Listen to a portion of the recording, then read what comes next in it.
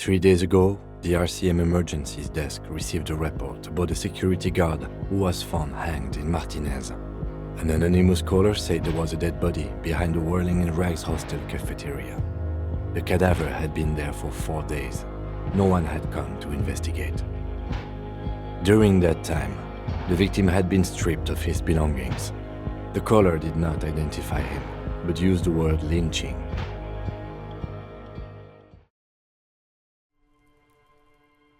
Hello folks, welcome back to Disco Elysium. My name is Josh Average. This is Implausibly Average. We have got to do something.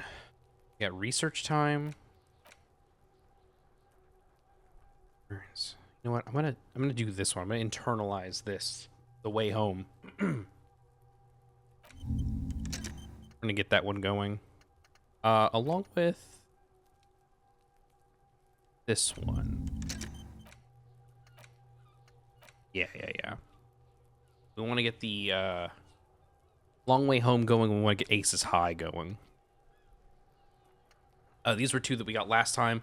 Read these out real quick. The Insulindian Civil War was not the first war to see the use of aerostatic aircraft on both sides, but it was the longest. For 8 years, folded multi-rotor aircrafts crisscrossed the air above Revachol, Ozone, Face à la Mer, and the Arcade Islands. They made sweeps over sandy beaches and shot each other out of the blue sky, then sank as wrecks to the bottom of the sea. The Aces High was a custom on the revolutionary side, performed by squadron mates after landing. Lieutenant Kitsuragi likes it. Why is that? And then I'm also going to do the lonesome long way home. Let's rewind. Wait, I already read this one. Never mind. I read this one out. I remember. It was last time. Did both of these, and then also we leveled up. I think because the last big thing we did to get the experience was shooting down the thing, I think the hand-eye coordination with ready, aim, and fire is a really good one to level up right now. We're going to give that one, accept the changes and close, and now we got to go talk to... We already talked to the kids, so we're going to leave them alone. But now we got to find the two people, which... Where is it? Yeah, interview the Wild Pines rep and interview the Union boss.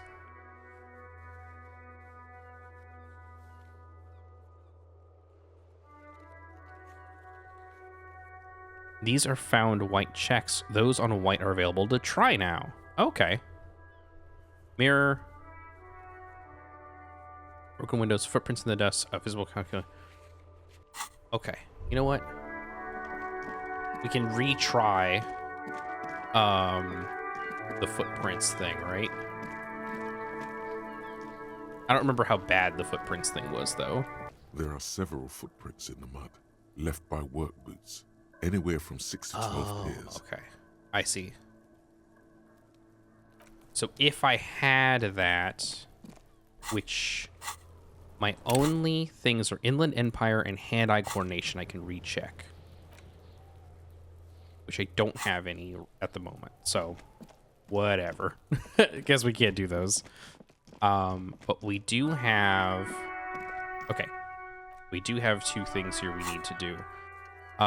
Interview the Wild Pines rep, find the representative of the logistics company who owns the harbor, and ask her about the murder. She should be around here somewhere. Interview the union boss, enter the harbor, and seek an audience with the local de Bordeaux's union leader, Everett Clare. You need to ask him about the murder in his district. Okay. We also need to call... Oh, there's two things we gotta do. Gotta talk to Kim. Kim had something... Yes? We were supposed to ask. Rich people. Pissing competition. Oh yeah, pissing competition. This is what we need to figure out.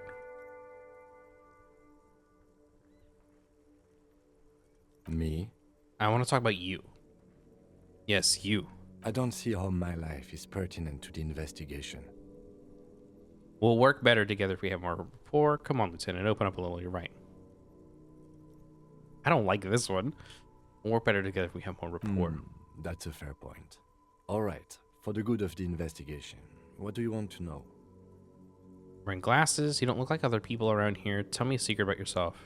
You ever talk with yourself? What do you mean? You know, when you're thinking. Do you ever have conversations with, like, your brain? I have no idea what you're talking about. So how do you tap the side of your head? What? Think? I do most of my work inside my notebook.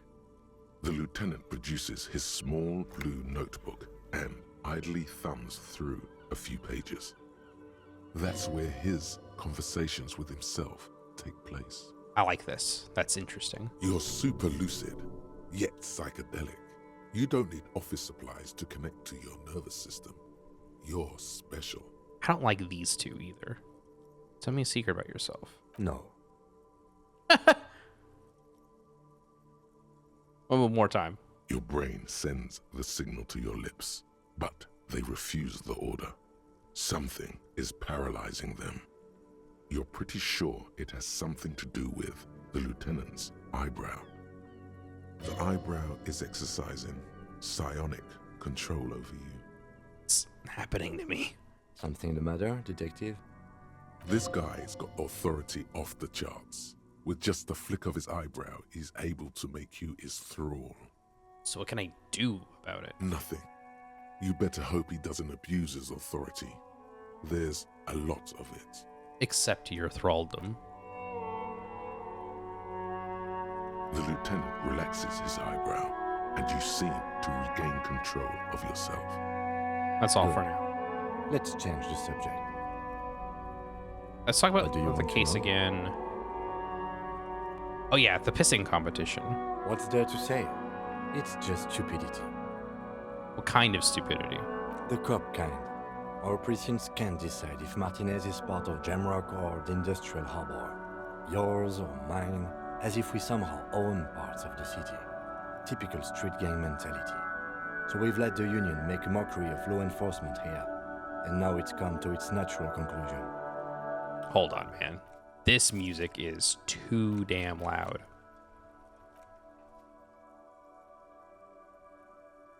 Oh, wait, hold on.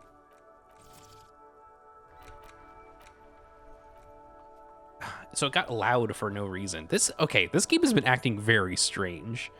It's echoing random user voice lines. It's boosting the volume of sounds randomly or music, whatever. So this is a struggle over who runs Martinez. Well, sort of. It's less a matter of who gets to police Martinez than who has to. It's an orphan district, in other words. I think the dispatch desk just told both our stations about the hanging. There was quite the brouhaha at the 57th, I can tell you that. Time to settle it, they said. Cop off. But I assure you, I am not their finest or toughest with 102 cases solved. What I am is least interested in a pissing competition. So he volunteered to represent the 57th, but not out of competitiveness. On the contrary. I wonder what this says about me, that I was sent by my station. Raises an eyebrow, thinking it best to let you make the next move. Tell him why it's you.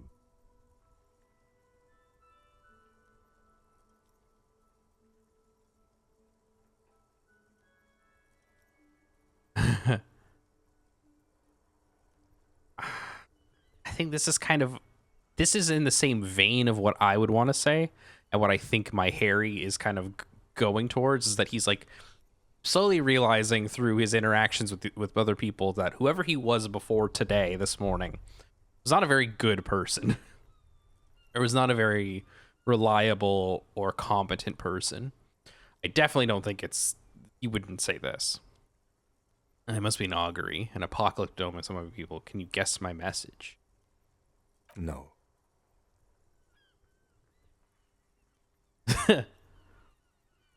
You know, I don't like this either. Actually, no, I'm not an augury. I don't know why I Was said there that. anything else you wanted to ask about the competition? If not, we should move. What's special about Martinez? Martinez. Nothing. It's just a puddle at the end of some drain pipe. No one cares about this place. They care about sports. Most of our colleagues don't even know how to get here. North of the interchange doesn't exist. A tremble comes over you. Another after effect of ethanol poisoning, perhaps. Feels like leaves do when they rustle in the breeze, somewhere far away, below the turbine. The 41st and the 57th. The lieutenant was right. It's not about who gets what's north. It's about who doesn't. So you volunteered to spoil Yes. I'm an unrepentant spoil sport. it. The lieutenant seems pleased with this. Yeah. Okay, enough of this competition then. Tell me something else. Yes, it's a wholly pointless matter. Forget I ever mentioned it. I want to He's forget it, actually though. glad it's addressed now.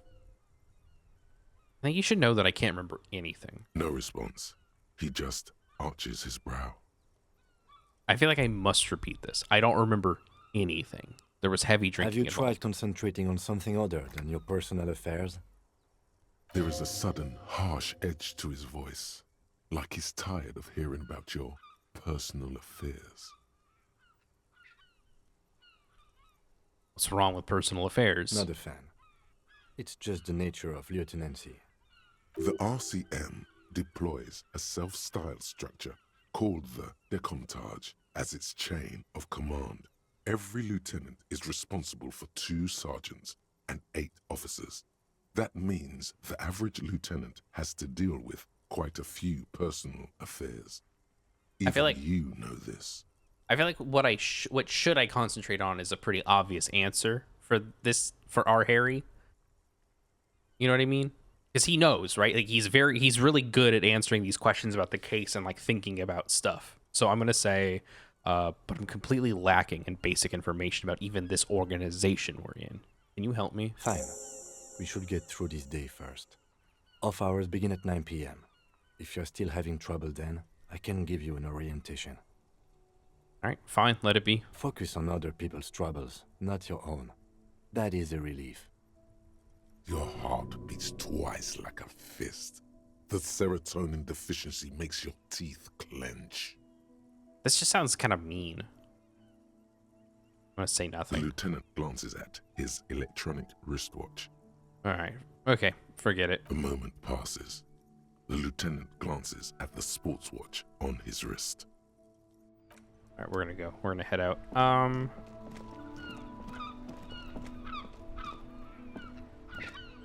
This Post Lavantorie mail collection box has been heavily vandalized with graffito.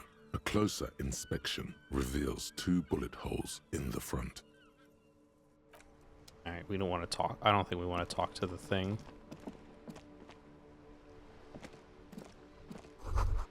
This book has a rose, a pistol, and a half-naked dame on its cover. The book appears to be erotica, but without actual erotica. That's pretty funny. On the cover stands a very muscular man surrounded by flames. This is a book about pate. This book, you don't really understand what it's about, nor does it seem important. Book about boyadario culture, promotes freedom and roaring upstream. About the future. The government reads your mind using radio technology. Actually, you know what? I should go back. Ad reads broken window. Tibbs has windows. If he had a bag in hand, perhaps he could collect these bottles and sell them. Oh, hello.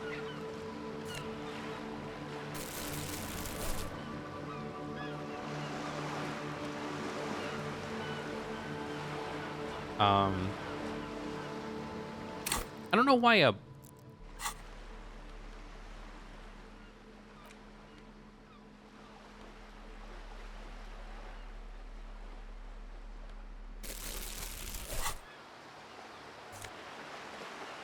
last tear, close.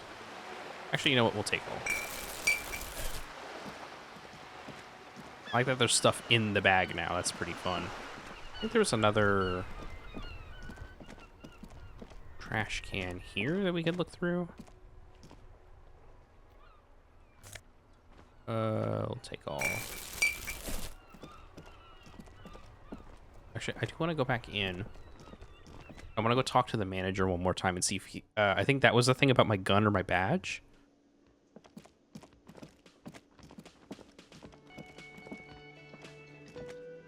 Can I help you? I've seen something here at the Whirling Guard. The thing I need to talk about. Thing.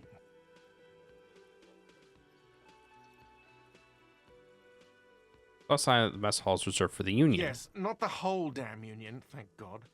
Just the nastiest and loudest faction. He tosses his head in disdain. They come here in the evenings. Dumb, unruly types. Think they're big shit. But they're good customers. They place big orders and always pay on time. He hates the Union, but grudgingly recognizes its power over him. So he's directing his frustration at you instead. Retaliate. It's a shame you gotta suck up to the Union to stay afloat. I don't. I'm simply providing a service, or really facilitating the offering of services to paying customers, and it doesn't matter. I don't have to explain myself to you. We should find out who this Lord faction is, occupying the booth. Loudness means talkative, and we need info. Sounds like a good idea. We don't. We have to wait. They'll show up sooner or later. Men get hungry, even striking men. If not today, then they'll be here tomorrow. Guard, I saw a sign that said I couldn't go into the kitchen. Why can't I go in the kitchen? What are you, a cook now? That's none of your business. There may be something pertinent to the investigation in the kitchen. He wasn't pan-fried. He was lynched. What could the kitchen possibly have to do with... He changes his mind. Fine, okay. The kitchen is closed until 1 p.m. because the cook is working. Cool. You can snoop around after that, if you must. What? By the way, you should come back to this thing-based questionnaire if you see anything interesting in the Whirling later. All right, goodbye. What did I get? I'll look at this. I'll look at the stuff later. For now, let's get the hell out of here. And then, we need. What's this? An old call box with a matrix of push buttons lists all the companies in the East Delta Commerce Center.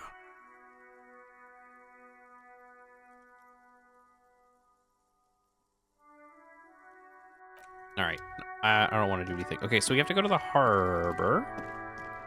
That's one thing we got to do. Oh, actually, we'll call Shelby real quick.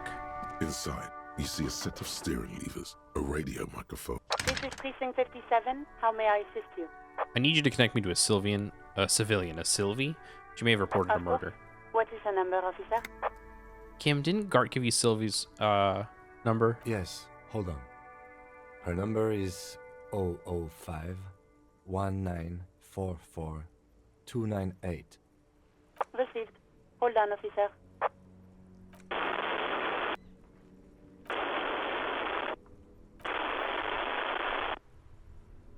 There's something a marching rhythm on your thighs. Give it a minute. She might be busy at the moment. Takes a bit to get to the phone. Fair? Just wait. Relax.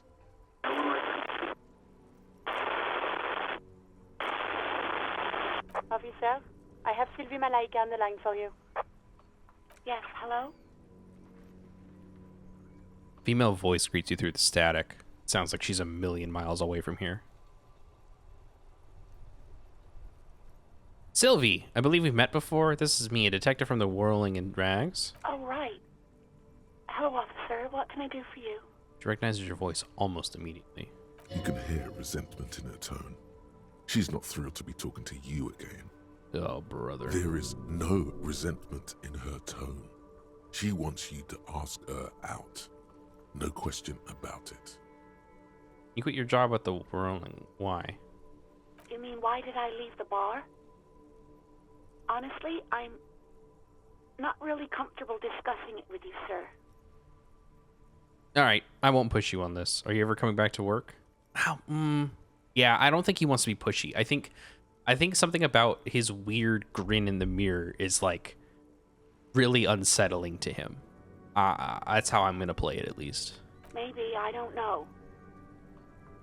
I just know I have to take some time off right now. Was it you who called the police? No, not me. Do you know who made that call? No, sorry. I don't. Not a lot of people have phones around here. Copper thieves take the wires.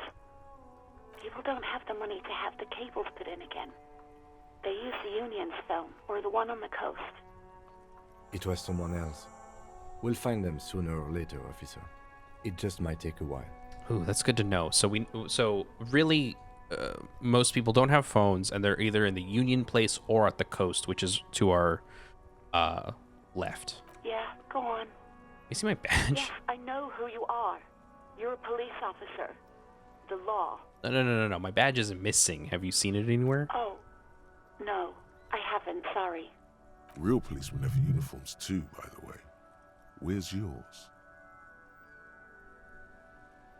He doesn't have a uniform, and he seems real to me. He's in plain clothes, voluntarily. It's different from not knowing where your uniform is. All right, that's fair. There are officers who wear the signature Perseus black uniforms to the highest ranks in the RCM and end up buried in them as well. Others do it more casually. Looks like you're one of them. I feel like this is gonna be shown as a threat, but I kind of need to ask. Please, no. Not this again. Everyone saw your cool gun detective. I showed you my gun? When did it happen? You were trying to impress some people with it. Everyone was eating, and... She stops hesitantly, not sure if she should continue. Sounds like it's going to be bad. Do you really want to know? I do. I need to know. You were waving it around in everyone's face, begging them to describe it. You said it calms you, and then you started making suicide jokes. It got pretty graphic. Oh, I feel so bad for her. Some poor sod was trying to eat his pudding while you were screaming, spit flying, imitating the mercy shot right next to him. Spat some in his food. I don't think he touched it after.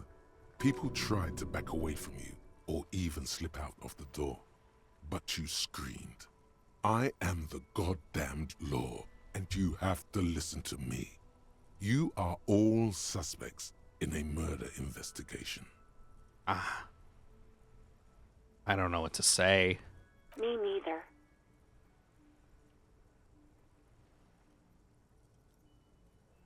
This is not the move. She's already upset about what happened. No idea. All I know is next you were waving around money instead, saying things like big bucks cannot lie and guns can't buy money, but money can always buy guns. It almost looked like you pawned it, but believe me, I did not ask. All right. I don't want to pressure this lady anymore. I think I got everything I need, thanks. I do hope so. Please, don't call me again. Bye. She's seeming angry with you. Yes, I want to do this. Yes, you have obviously done something to upset her at the Whirling in Rags when she was still working there. I need to ask. I know it's going to suck for both of us, but I have to know. Wait, before you go, you're mad at me, right? Tell me, what did I do? I can't remember anything. I'm not mad. It's just you were so drunk and so emotional all the time, and then the skua thing happened. It just made me want to quit. What skua thing? The stuffed bird. The great skua. You threw it against the wall while screaming, "Fuck that bird," and laughing like a maniac. I think you said it had been giving you shit ever since you got there. I don't like any of these responses. Why do you keep always screwing everything up? It was a pretty bird. There since I started working in Whirling. I really liked her. We call her Scotty. There's genuine sadness in her voice. You're telling me I was the one who made you want to quit? Yes, obviously. You were the worst client I've ever seen. And I have seen so many assholes in this place. I've had sailors fighting, union guys grabbing my ass, kids stealing booze. Once a guy was glued to the karaoke machine every night for 2 months. But you... Go on. I want to know what I did. Well, you were worse than all of them. Honestly, you were getting borderline aggressive. Honestly, it sounds like a much more than just borderline, ma'am, but thank you for Even about little things like not turning down the volume at 3 a.m. I even liked one of those songs you kept listening to on repeat. No more. I hate it now. Right. Was that all? Then there was your room. Your project. An experiment to see how bad it can get in there. I tried to send the cleaner, but you wouldn't let me. Threatened to make me understand. I had no idea what you meant, and I don't want to know. And then you screamed something about the end of all times and how everyone is a piece of shit. I'm just gonna apologize. I'm sorry. And then I had to deal with your toilet. The one you clogged with police documents, causing water damage downstairs in the kitchen. I won't even mention you waving your gun around, harassing customers, threatening to sing karaoke, threatening to kill yourself. Police documents? The ones I had to wrench out of your toilet. What happened to them? Damn it, I don't remember what I did to your damn papers. I don't remember every little thing I do. Resentment gives way to concern in her voice. She's worried she might have accidentally done something bad. Then she remembers it's you. Especially when there's a hurricane loose. It's your fault for losing them, not mine. Something in you wants to immediately forget about this, as if there was a reason you threw them away. Okay, I get it. I wasn't a very good tenant. No, you really weren't. You were simply the worst. I am truly sorry for everything, Sylvie. God, I knew I shouldn't have brought it up. Just try not to call me again, and let's pretend it never happened. Right. Thank you for talking with me. Take care. You hear a sigh of relief on the other end of the radio. Wordless, the call breaks. Then, the already familiar voice. Anything else I can help you with, officer? I'm done with the radio for now. In the cabin, you see a set of steering levers, a radio on a hook, a pull-out toolbox, and the soft glow of the fuel preheater gauge. Let's pull up the metallic drawer toolbox. slides out from under the seat and clicks into place. The tools inside are neatly organized. Take what you need, officer. It's going to be a long case. I'm not protective of my tools, like some men are. He's clearly a little protective of his tools. Pry But bar, what can you do? chain cutters. Work is work. I'm gonna take the flashlight. It's robust, weatherproof, and well-made. Police issue, blue, lets you see things in the dark you would otherwise miss. The pull-out toolbox slides back into its nest. Preheater gauge casts a warm glow on the steering levers and the radio on its hook. All right, let's get out of here. Okay, so now I have a flashlight. Secret orbs in shady areas. Okay, that's fine. We made the call reporting the crime. We don't know. Find out who's in the union box. Gart has told you some unruly union men gather in the mess hall of the Whirling in Rags. They're not there today, but most likely they'll eventually show up. Keep an eye out for them. Okay.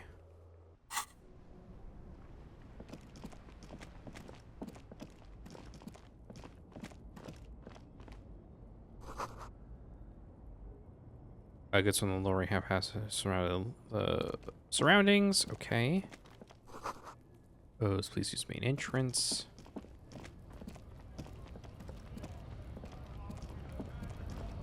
You hear that? They're secretly working in there. Let us in, let us in. Walk around. It says GRIH. Greater Revichol Industrial Harbor. What's a scab mean? Lorry's price stored fuel here. Now they store booze. Okay. Foreign car kept in good condition. Oh, do I have a level up?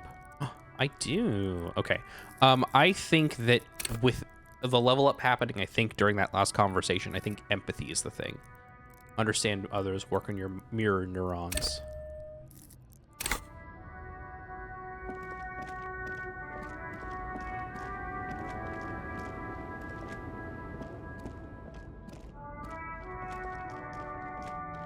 An old monument stands in the middle of the traffic island, pointing toward the sea. It looks as if it's been reassembled piece by piece, secured and mounted in the air with the aid of numerous ropes and rods. Who is this? A silver plaque on the statue's pedestal reads, "I am Philip III, the Squanderer, the greatest of the Philippian kings of Revachol, son of Philip II, the opulent, father of Philip IV, the insane." Not a good track record of mental health in that family. Even by the standards of the Philippian kings, old sumptuous Philip was known for his profligacy. In what way? Well, he blew through the whole national treasury, starting the decline of one of the penultimate century's greatest superpowers, the suzerain of Revachol. His own maladministration foreshadowed the fall of the monarchy. During the anti-centennial revolution, an end to his family line and the monarchy on the Insulindian Isola. Why didn't he manage to blow through the entire national treasury? Stories have it that he had his bedroom converted into a treasure chamber, where he stored unfathomable wealth. Krugerrands, bars of gold, ornate weaponry, armor, and various chalices. He called it the Sol Auron. It was obscene. There were whispers he slept on a huge pile of gold-dipped feathers, like some obese dragon, instead of a bed, like a normal person. The man certainly knew how to live.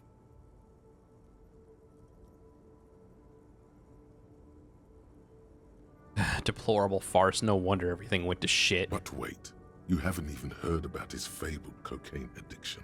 The what now? You see, old Philippe wasn't just good at squandering the national treasury on gold and ceremonial weaponry, he was also a prodigious snorter of nose candy. Not just any nose candy, though. We're talking Royal Philippian Blow, allegedly twice as potent as the stuff you find nowadays, and purple.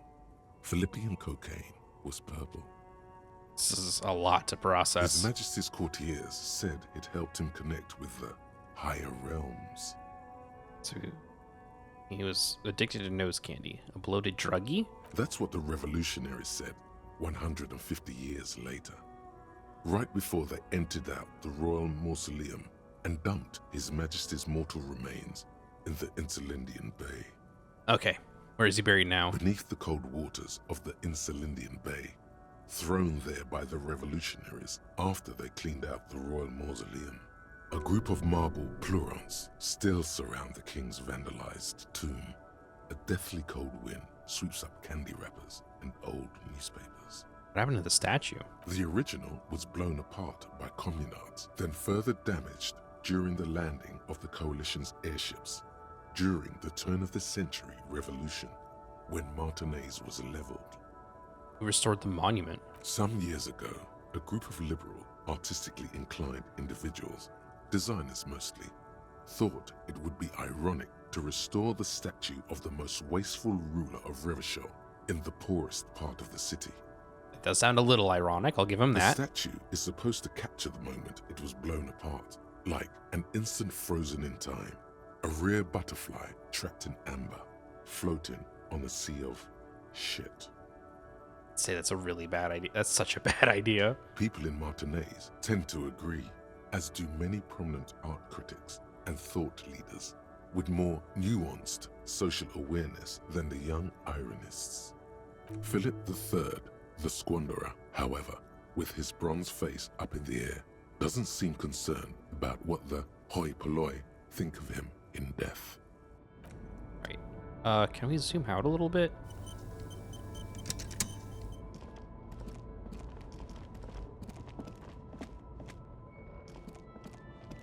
Oh, interesting. I can go this way. Alright, I know we need to get here somewhere. Oh, what's this?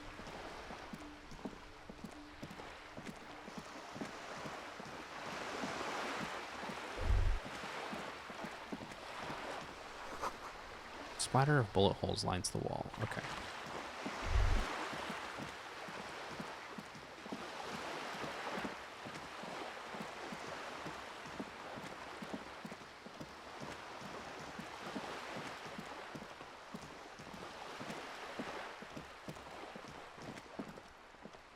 Hold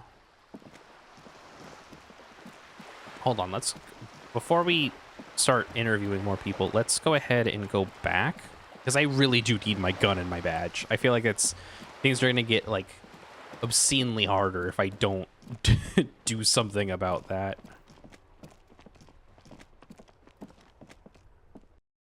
I don't think it was outside either. Door's open. Let me see if he knows anything. Can I help you? Another thing. Great. Yes. All right. He doesn't have anything. Let's go back up real quick and see if maybe there's something at the toilet that might help me. That could help. I'm not 100% sure. I know Kim doesn't necessarily want to be back in here again, but I do.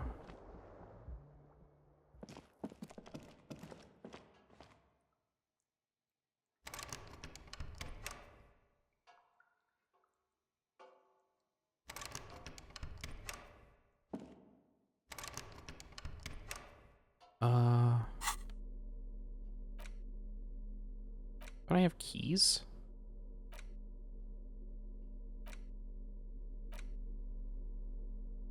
Okay, guess not. Day debrief with Kim. All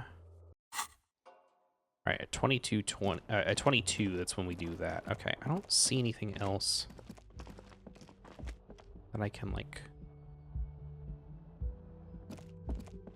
click on.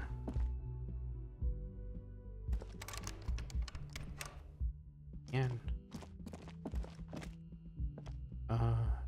else here.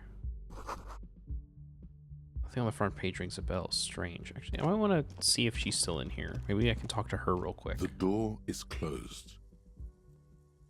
Nah. I don't wanna. Okay, let's go ahead and check in here. This is drying. They smell of chemicals and pine trees.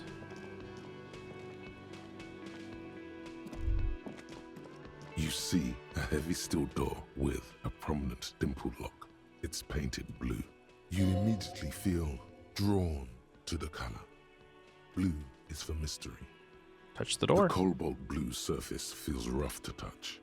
The stainless steel door is flush with its frame on every side. Let's push on the door. The door does not budge. I wonder where this door leads. It's a door in the back of the kitchen. Why do you care where it leads?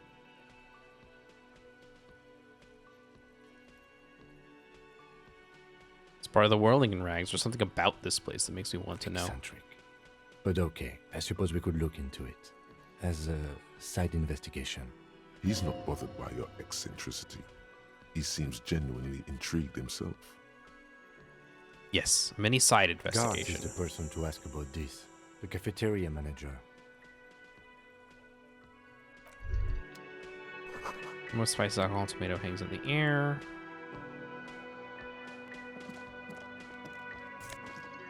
Take all. A thin man is smoking below an exhaust hood, occasionally sipping from his mug. This must be the Whirling's cook. As you step in, he nods toward the table and says something in a completely foreign language.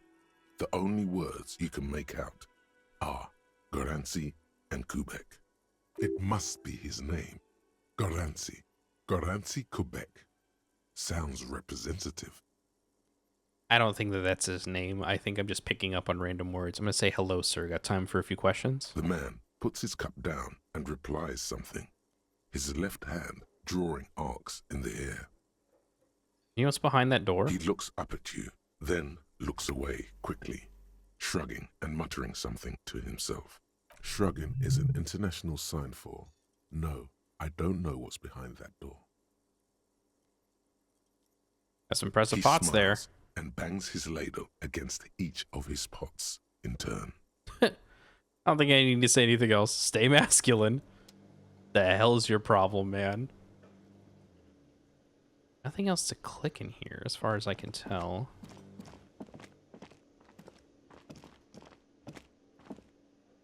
There. Oh, pinball machine is unplugged. All right. We'll go real quick, talk to what's-his-face about this. Can I help you? Another thing. Great. I love those. There's a mysterious blue steel door in the back of the kitchen. Oh, yes, that door, sure. There's nothing mysterious about it. It's just a door. You know what's behind it? Do you have... No, I don't have a key. I don't know how to get there. And I don't care either. It's not like I've been wondering about it for 10 years.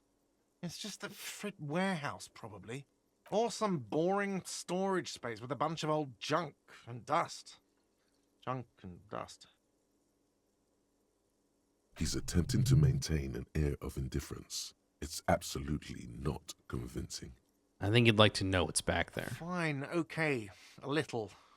But my job doesn't leave me time for wondering about one locked door in one of the cafeterias I manage. So I haven't opened it. I have cleaned the whole place 100 times over, though, after the animals. And I haven't found a key, so good luck with that. Yes?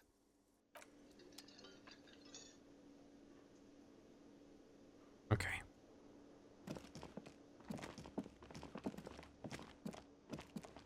I love that he just has gloves on a, in a bag. Okay.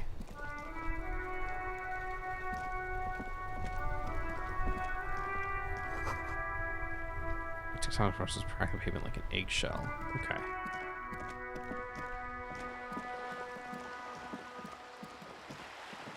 Alright, let's get back over here. Let's just keep going. Let's keep trucking.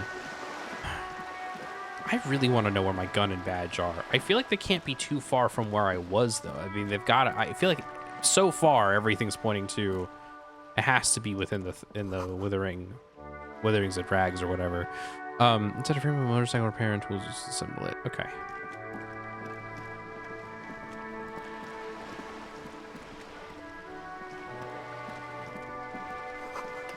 Your room in the whirling isn't much bigger than the shop whirling.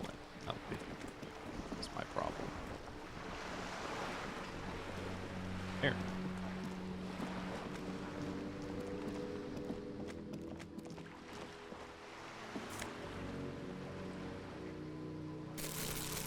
Yeah, you better keep walking.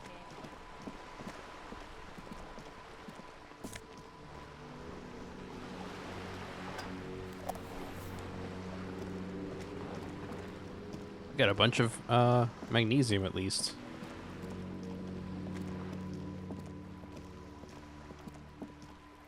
Oh. Are you trying to sneak up on me? Come to slit my throat in my sleep? Pigs come to take me out? Trying to snuff me out? Why would you even say that? Then why are you sneaking up on me like that? It's not a good idea to scare me, pig. Not a good idea at all. Alright, whatever. I'll leave you alone. Closed door, but you look at it suspiciously. Barrels are half full of rainwater.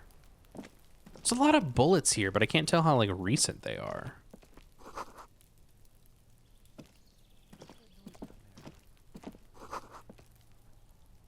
Rain and rot.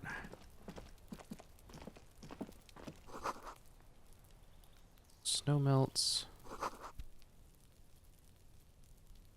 It's been a week and now they show up? Can I get up there? Is there anything to get up to? You see a young man on a balcony nursing a cigarette. His eyes have been following you for a while. Not looking for any trouble, officer. No trouble for me. I just want to know what's going on here. I don't want to be seen talking to the gendarmerie if that's okay. I just want to finish my cigarette. It's the god of cigarettes and youth. Ask him if he's got anything to spare. Actually, the gendarmerie really needs to talk to Is you. it really that important? He asked you, adjusting his shirt. Like a nervous cat, he keeps stealing looks at the neighboring windows. All right, but make it quick. Once I finish this cigarette, I have to run. Looks like you got a good view of the Whirling's backyard. Can you tell me anything about the hanging? I can tell that you finally got him down. Thank you. It was quite a disturbing sight, even by Martinet's standards. What were you doing last Sunday? Oh. You already asked me that, didn't you? Did I? Did you? No, not you two. Some more muscular type. Hmm. And when did you speak to this more muscular gentleman? The lieutenant takes out his little blue notebook and writes something down. Last week? I don't know. Look. He looks around the courtyard again. Old patio chairs and dead house plants litter the scene. You didn't answer the question. What were you doing last Sunday? I had a friend over. What kind of friend? It was my Sunday friend. A Sunday friend. How intriguing. Makes sense. Friends are nice on Sunday. You don't have to work. You can just spend time with pals, watching rugby and drinking beer. Real. So real.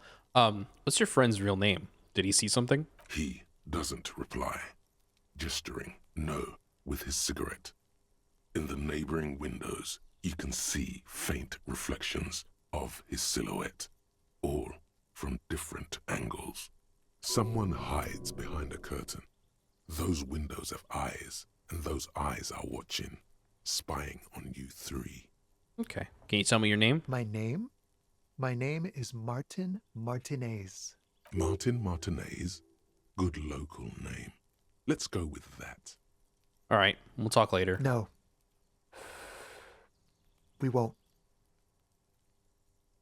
He takes one last drag of his cigarette before stubbing it out on the balcony. Now, if you'll excuse me, I really need to get going. Convince him to stay. This isn't the place or time for questions. Who knows who might be watching from the distance, hidden behind the curtains? Hey, listen. Just trying to make things okay again. Can we meet again somewhere? For a moment, the man on the balcony seems almost vulnerable.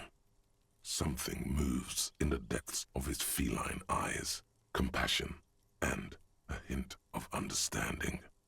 I am sorry, but I really don't have the information you're looking for.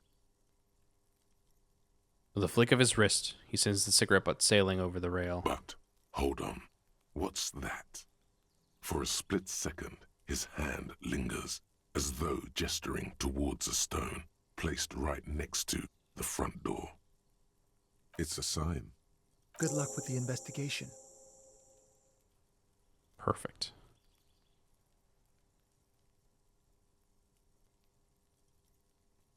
A stone by the front door. I don't see a stone over here. He's gone. Should run after him, see where he went. No point in running. Tenements like these often have multiple exits. If he doesn't want to talk to us, then he'll know how to hide himself. So we just give up? He could be a witness. Him or his Sunday friend. Either way, we need to look into that muscular type who's asking about our case. He did leave us a sign. Did you see that? He wanted to draw our attention to that stone right over there. The lieutenant nods towards a small rock on a soggy patch of grass. If we find a way inside the building, we can ask around for his apartment. Great, let's do that. Where is the stone? I don't see anything.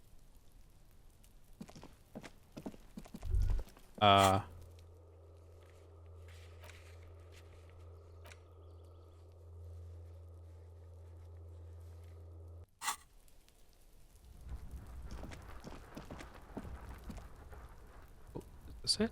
That's a can, I think.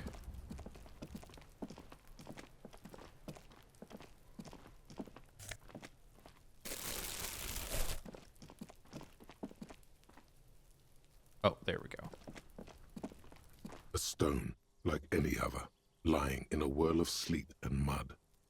Maybe there's something under it. Turn it over. There's a key beneath it, rusty from the dirt. This must be for the front door. Pity doesn't have the apartment number on it. This building has many apartments, and the man can be in any of them. Are we gonna find the right We'll one? just have to go in and see. Stone back. Well, that's something.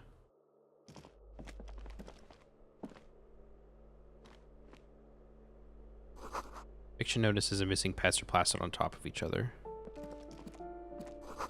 Box filled with cleaning chemicals. Smells of laundry detergent.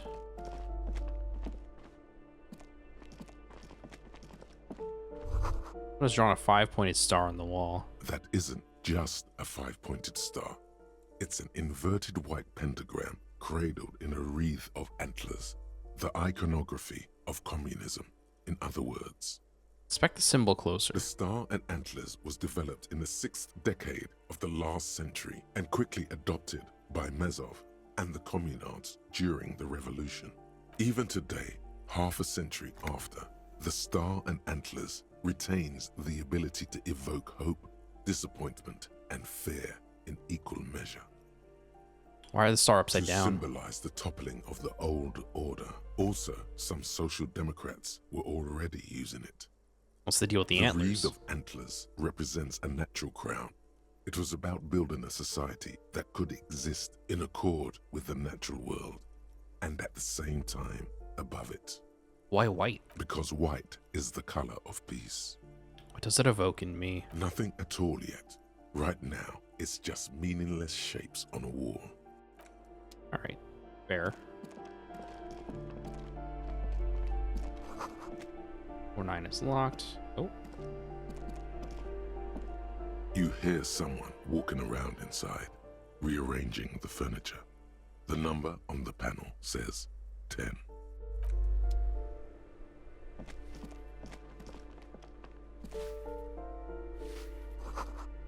from an 8, their mailbox is overflowing. It says a firing squad for the rich. Sure thing, pal. Note reads foreclosed by Martinez Reality Associates. A shift in temperature. The air chills around you. Dust settles on the stony floor.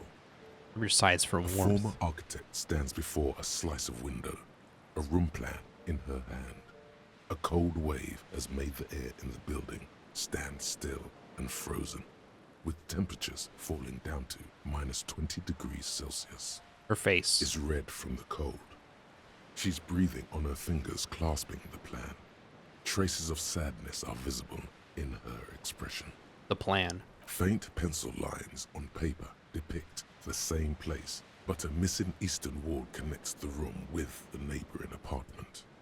Ideas for arranging the furniture have been jotted down. Look around yourself. It's clean and empty, with new tapestry embellishing the walls. A standard HB graphite pencil has fallen off a 3-legged stool in the middle of the room. Shiver.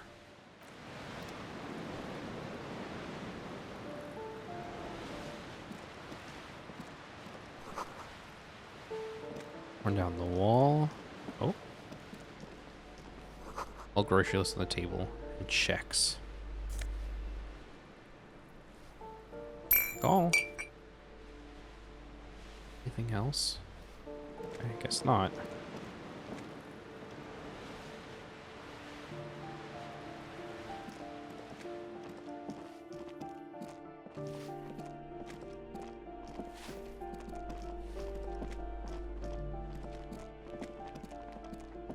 I'll walk around and look around for a little bit more. Ultra boot sneakers and old slippers. Loud rumbling snore comes from within. Snoring is scary somehow. You should leave.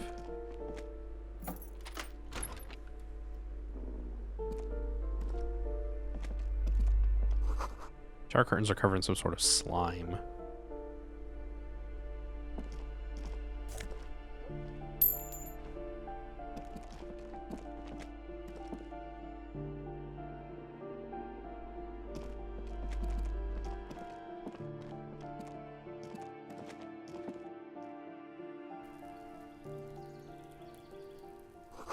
Breaker boxes full of cigarette butts and electronic wires. Just a door. Nothing for you here right now.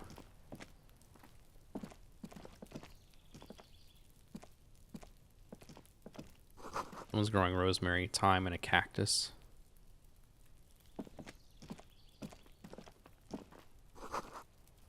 Door to be remembered. It's the door to apartment 29. Complete silence. Whoever lives there isn't home. This is the door to apartment 30. Voices from within. Sing along to some buoyant dance track.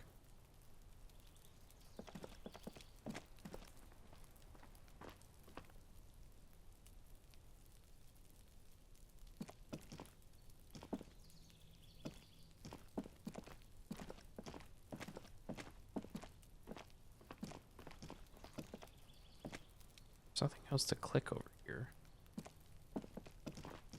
Head down, I guess. Oh, hold on.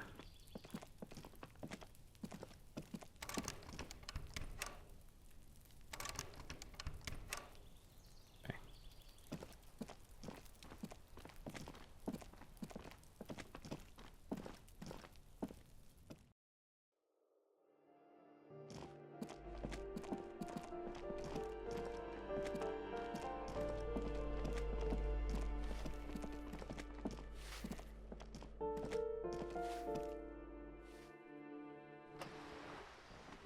Oh, okay. Well, we got that. All right. Well, let's... Oh, we've already been through here. I guess we should maybe take a look somewhere else.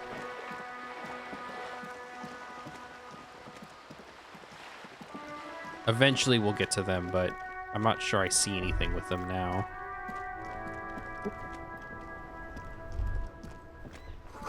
Maybe a sea monster did this to the plaza.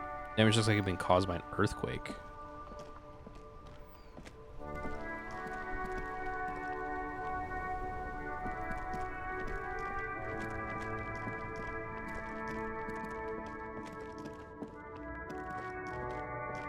You see a Samaran street vendor surrounded by a motley assemblage of goods. When he realizes you're looking at him, his face breaks into a wide, welcoming grin. The name Sileng is embroidered over his breast pocket. Happy shopping, officer! Everything's cool here. Gives you a thumbs up. What's so cool? Everything's cool. The goods are cool, the customers are cool, the place is cool. And one more thing, officer. From out on the bay, a cool wind gathers. It sweeps into the city, tugging at the textiles hanging around the stand. Some distance away, the sound of a tin can clattering across the street can be heard. You're very cool. Bang, bang, bang, bang! Really? You think I'm cool? Oh, yes! You got style. You got personal style. You know what you like. He surveys his consumerist kingdom with an air of satisfaction. You like premium menswear. Look around and browse. Everything looks cool on a guy like you. Take your time. Don't be distracted by the flattery and funny man act. Questions.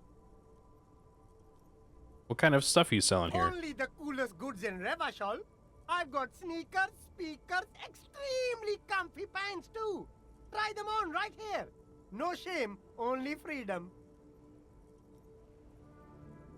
Where'd you get those comfy pants? I'm an entrepreneur, officer.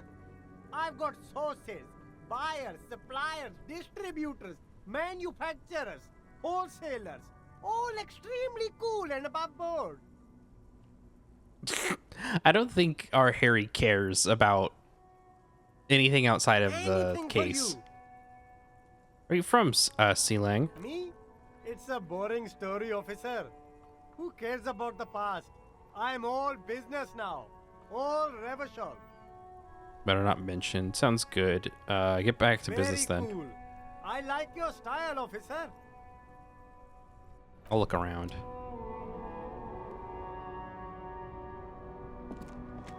There are clothes inside. Cheap second-hand clothes, smelling of strangers' body odors. Don't be shy. These are premium class clothes.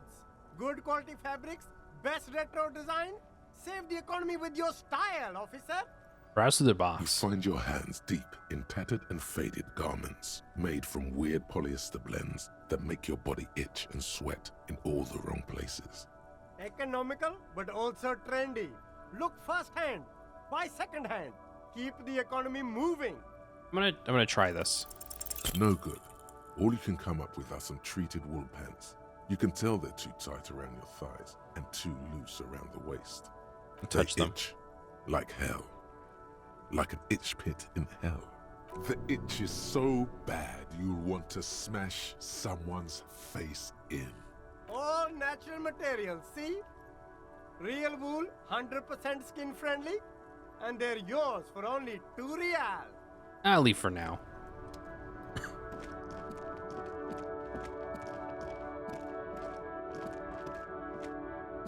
Is this it? Am I missing something? I feel like I'm missing something. All right, well, I think the only other place that we can check at this moment... Oh, wait, there's stuff down here. Never mind.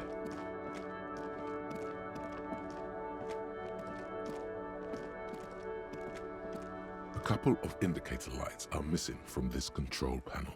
Loose wires dangle from the now vacant holes. In the middle is a lever. Beneath it, a small metal plaque. This panel usually closes the water lock, turning it into a bridge that lets you cross the canal. But there's a crashed salmon and butter sign in the way. Pulling the lever probably won't do anything. Pull on the lever up. Pull the lever all the way up until the metal clicks against the contact pins. You hear a soft clunk. Then, nothing happens. Release the lever. A spring brings the lever back to its original position. You still need to close the water lock to get across the canal. Some other way. Close the water lock on Wednesday. Isn't there a sign over there saying functionality will be restored on Wednesday morning?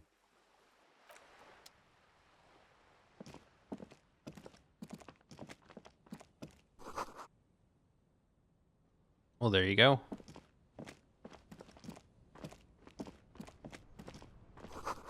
Roy's pawn shop faster for faster times. Oh, okay. We did hear something about pawning stuff.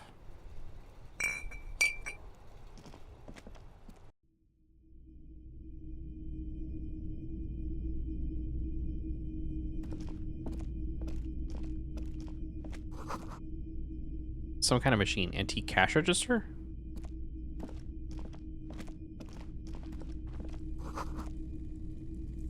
In the dark, a film projector is whirring away. Bust of a woman. Plaque simply says DEI. You see rows of toy soldiers guarding the rest of the trinkets displayed on the table. Some on horseback, others in rags, others yet in bright blue uniforms. All are stern and unyielding in their duty. Try to find something pretty and cool here, then use it to win her back. Win her back? Yes. Buy something nice. A figurine. This sounds off. You shouldn't trust this guy. Interfacing medium. Dig up a truly cool figurine in the box under the table. Everything you pick out seems faded, chipped, and sad somehow. Most of them are just broken toys. I'm gonna step away from the table then.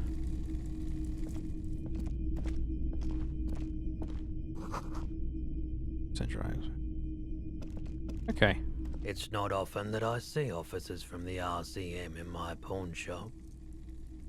The man at the counter turns to you slowly. What can I do for you? His courtesy is not insincere, but he prefers being alone with his projector, just watching the movement of light across the walls of the shop. Sorry, I feel like I'm interrupting Oh you. no, not at all. I guess I haven't had many customers lately. RCM or otherwise. Who are your customers usually? All kinds of people come through here. Locals, travelers, people looking for a deal, people looking for a keepsake. As you can see, I have a wide selection of goods for everyone to choose from. Quite the collection It indeed. keeps me entertained. His attention is drawn once more to the play of light and shadow on the walls behind you. Entertained? He might be high, If he is, on what? Maybe able to aid our investigation. I doubt it, but I can try and answer any questions you may have. Know anything about the recent I hanging? do my best to keep my distance from all manner of butchery. Bad for business, bad for everyone. No Fair. one likes to see what you have to see every day. Can't say I'm a huge admirer of wild pines, and I can't say I trust any silver-tongued spokesperson of theirs. Fortunately, I have no reason to get involved. Have you met the Wild Pines rep? No, just people like that make everyone else see the world somewhat askew, at an angle that is convenient for them. Now, you have more questions, or are we? Actually, have you had any dealings with the union He's boss? been by the shop a couple of times. The Actually, that's all I got. pawnbroker's gaze is already fixed on the dancing colors. I'm gonna ask this because it's funny. Someone else came here earlier today asking the same question. I promptly sold her the gun you pawned a couple days back. What? Sold? The lieutenant shifts from one foot to another, alert. Wait, I sold you my gun? You, With Kim here too. That just sounded really, really bad. You were adamant about getting rid of it, officer. Said you were undeserving of a service weapon of the Revachol Citizens Militia. And I don't like keeping guns around the shop for long. Off the charts photon emissions. The unhealthy kind. He's not telling you the whole story. It seems he's trying to spare you. I feel like there's something you're not telling me. You weren't quiet yourself, officer. What was I like? You were very distraught. You said the gun was a threat to your life and that you can't trust yourself with it tonight. And that you need the money. When I said that I don't normally buy firearms, you put the gun barrel in your mouth and sort of sucked on it. Then I agreed to take it. Oh. My man. You sucked on a gun? Good. Very normal.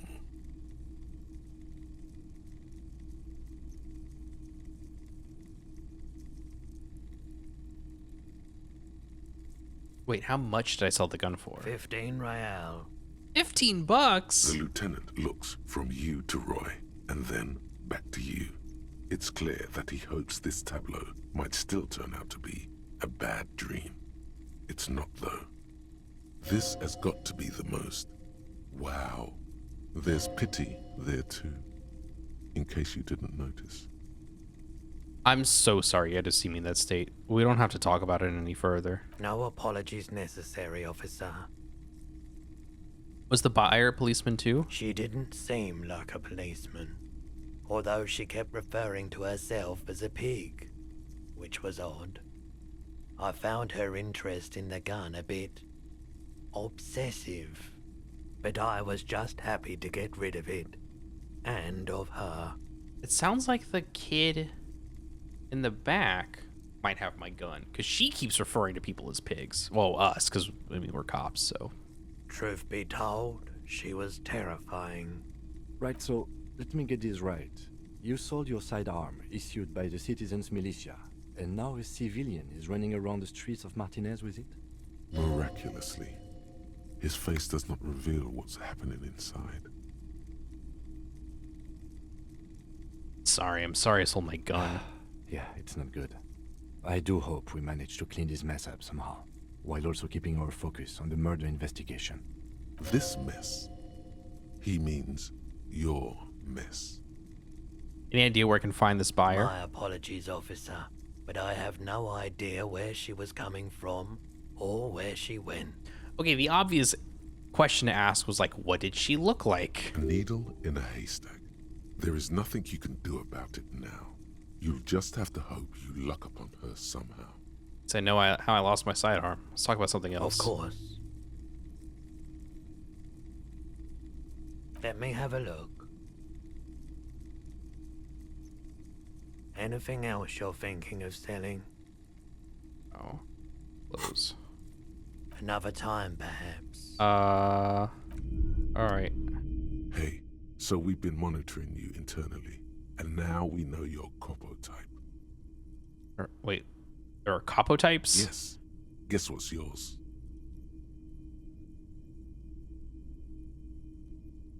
Sorry cop? I'm sorry, I'm not sure. Yes, sorry cop. The cop who's sorriest. Let's make it official then, shall we? Huge lack of enthusiasm going on in here.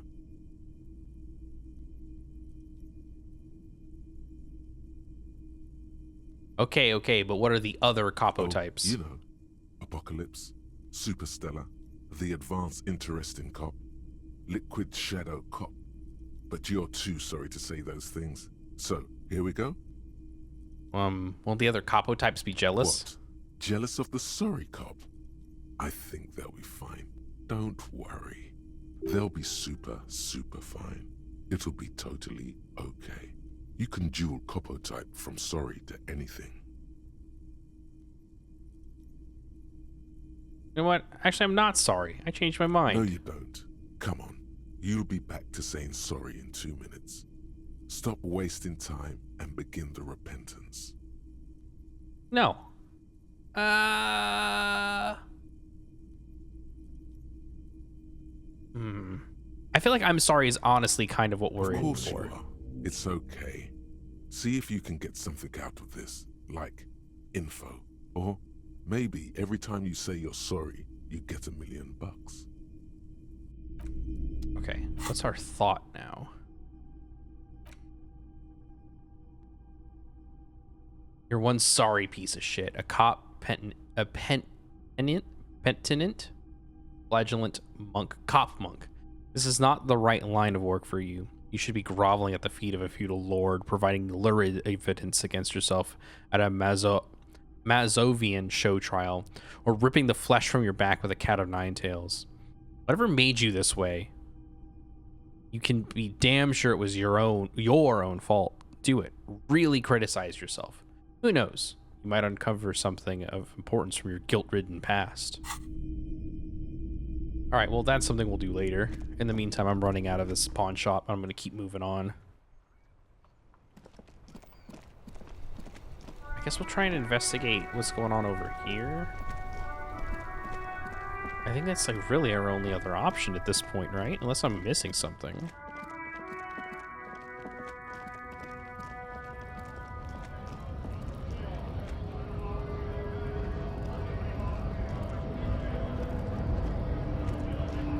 Scab? Man ass with jolly eyes, tilting his head. What did he just call you? Oh no, not this again. You just got away from that fucking kid. I'm just gonna say I'm not a scab, I'm a cop. I was just messing with you. No one's ever seen a cop scab. His smile deepens, his wrinkles even more. Imagine, you cops going on a strike, but then another cop comes in and says, let us cop for less money. Speaking of, what brings the RCM here? To the Wild North? Come to see the strife? What's the strike about anyway? You know, serious business. I'm sure the big boss will be glad to tell you. You'll have to ask him first. He's a chatty guy. Wants to talk about the strike.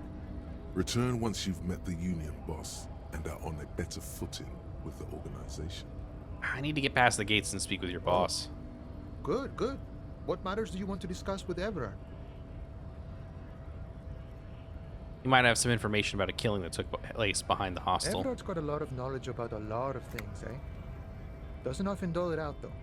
But sure, why not? Does this mean you can get me through the gate? I don't operate in that capacity. I'm not a granter of passage.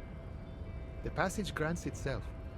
Beneath the jolliness, he suddenly seems doubtful. That's simple. I just walk in. Aye.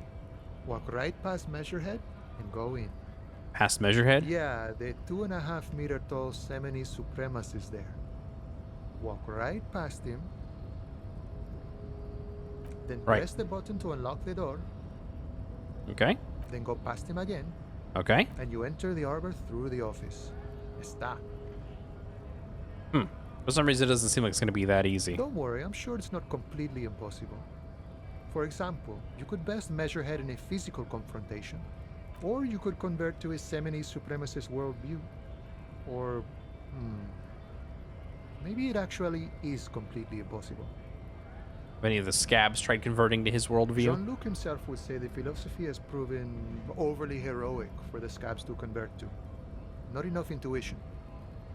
Has anyone ever bested him in a physical confrontation? Not yet, no. He's incredibly strong. I wonder if that's the guy that the person in the apartment talked to. Nothing a couple of solid hooks from Dexter and Sinister won't fix. Got it. Another thing. Sure.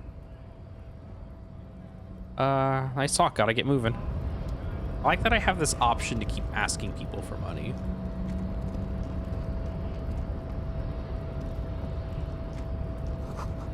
In case of a strike, press button behind guard. Oh, hold on. There's no lockpicking and door kicking this one.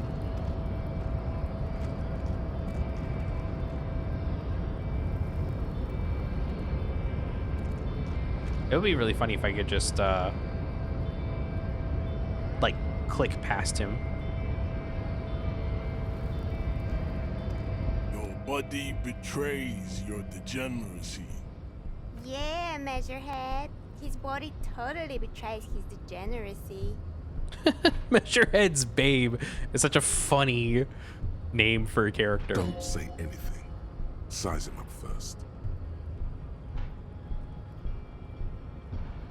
What do you mean my body betrays my You degeneracy? have succumbed to Al-Ghul. His face contorts in disgust, as if he were smelling a dead rat. You reek of it. An invisible sword of Al-Ghul emerges from your throat. You cannot see it, but others can. It is making the woman in my company sick. Smell your breath. Kim, is it really so bad? It's not good. It's like a rat crawled into your stomach, got drunk, and drowned. You're right. I'm an alcoholic. I need to enter the harbor. No, you don't. You need to get another drink. Occidental Haplogroup B4 is done giving orders around here. The influence of the ham sandwich race is waning. Show him the ham still got it.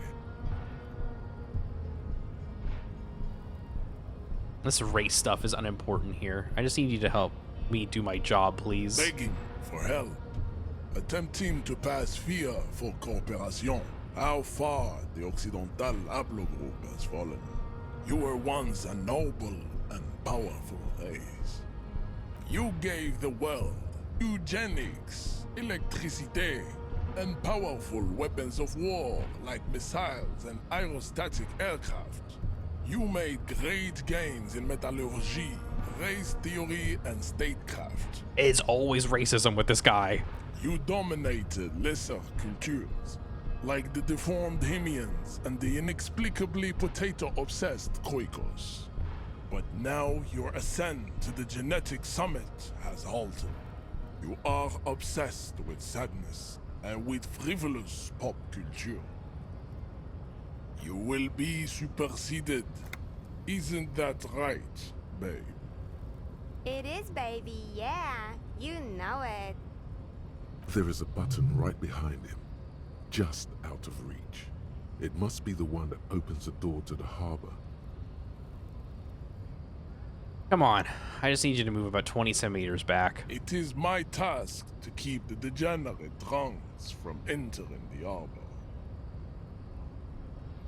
You're right about all this. Now I just need to let me go into the harbor. Enough with this begging. You should leave the stage of history with dignity by inviting the other races to a great world war. Bring your troops to the Seminine Islands and to Boogie Street, and we will pulverize you. When you are gone, we will build a museum for you. The walls will be lined with bottles of Al Ghul, your beloved beverage. Inside, we will store the odes to homosexuality you call art, and your microcephalic skulls. This is your chance. He's talking. Rip into him with a punch and catch him off guard. No, don't rip into anyone. You're sensitive. Remember? Communicate.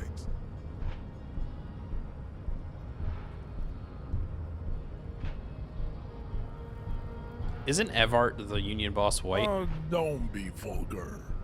White or not has got little to do with this. The race enigma runs much deeper than that.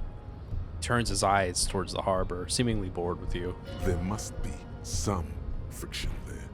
He's keeping it well hidden, however. Yeah, but you still serve him. How does that factor into your life? Mr. Clare is a man of vision and means. He has the will to confront international capital, which is something your race naivistic communists never did. Also, to serve is noble. It takes discipline. Your petulant individualism has only contributed to your race failure. It is lax and moronic. My jam is a mysterious fourth thing. Jam. Individualism. You have gotten these ideas from degenerate youth culture, have you not? I think it's really funny. You have picked them up from rock and roll songs? I think it's funny to just tease this guy mercilessly, because, like, this is just kind of stupid. Like, he's just saying, like, just random offensive things that pop into his head that I think would trigger someone. Like, that's kind of the vibe I'm getting here.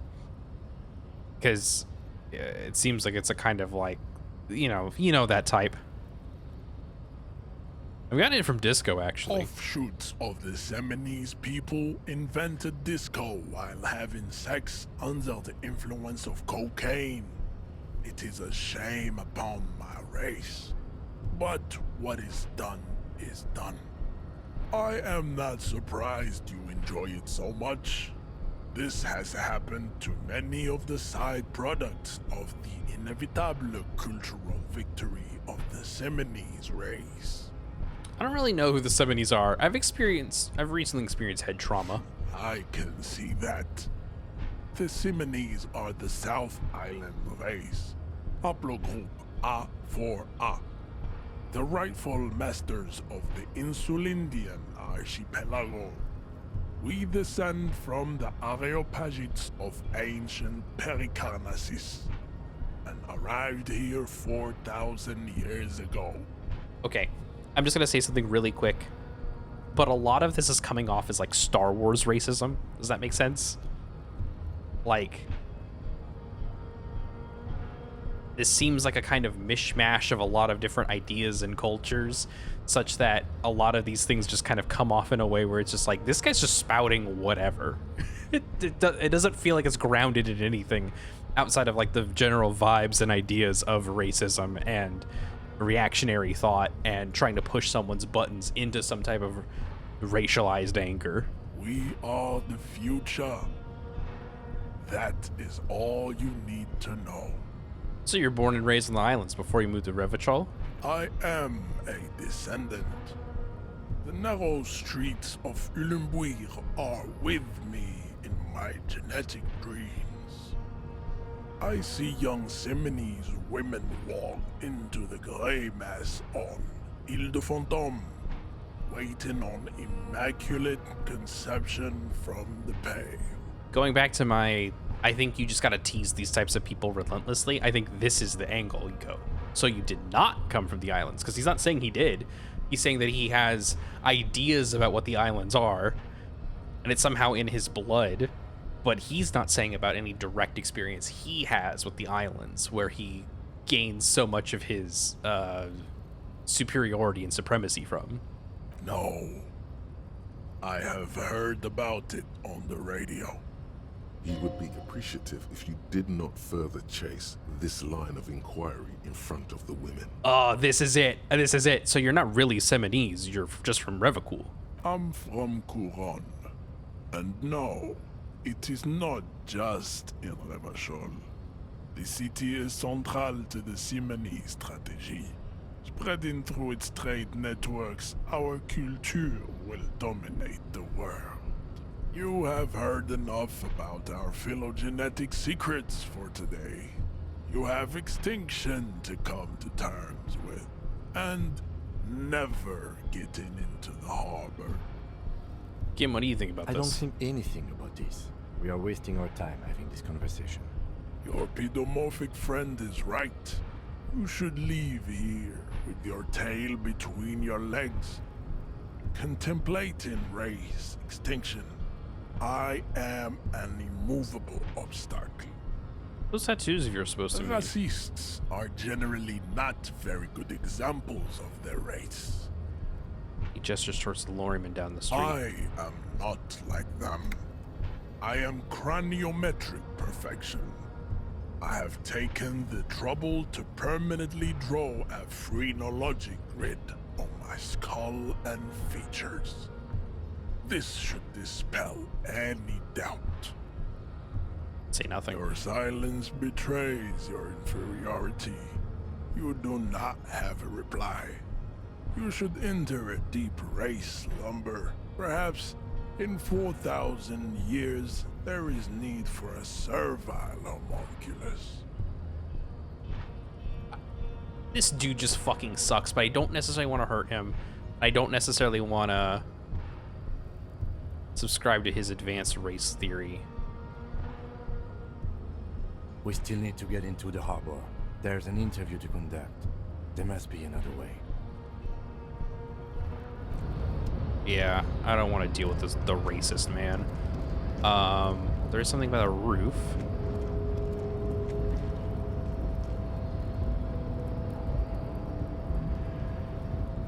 Alright, so how do we get to the roof?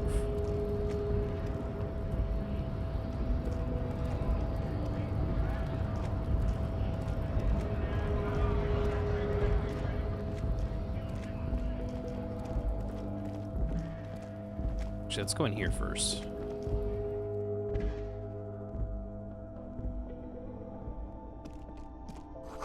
Roses, dozen of them, tulips too. This is like the little shop, right? You see several packaged raincoats fill a low shelf beneath a display of croissants and juice bottles. The raincoats are transparent, except for the big Fritta slogan on the back.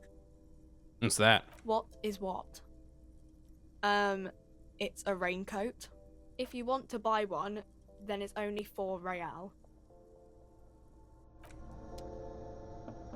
Welcome to Frit. Feel free to look around or something. Everything is out on the shelves. What's that magazine she's reading? What magazine are you reading? You mean this? It's the cover boasting a colorful photo of 2 girls kissing. This is Pop Stars. It's got, like, famous people in it. It's not for sale. Looks like it also has something called Police de la Mode, featured on page 34. This speaks to you. I don't know. I'm not even interested in the magazine. I don't know why I asked about it. Me neither. Let's proceed. I have some questions for you. Okay. I'm not really supposed to be chatting to anyone, but... Can you tell me about this dead body? I don't really know anything. I mean, I know it's there, but I haven't seen it, so... Do you know the man who died? Not really. Does that mean you knew him a little? No. I didn't know him at all. How long has it been there? I don't know, really long. Thanks for your help. Uh-huh. Alright, is there anything else? Was that cigarettes? A colorful display of cigarettes and alcohol bottles line the shop wall, inviting you closer. There, in that dark green glass, all in vain. The great flowing river of warmth, wine, alcohol, beer, alcohol, love, alcohol. I think our Harry's trying, considering how apologetic he is about everything that's been going on, I think that he's trying to recover from this. That's my vibe. guess not. No. Goes behind her and then just her Good hat. thing you're an unrecovering alcoholic then. I'm obliged to inform you that both alcohol and cigarettes damage your health, but I guess you already know that. Don't ask. Don't look. Don't do anything here. Just go away. Get back to work. Yeah, we're leaving. I don't think we need any of this. I don't think we need a raincoat. Oh, there's medicine over there, I think. We're just gonna head out. We've wasted so much time.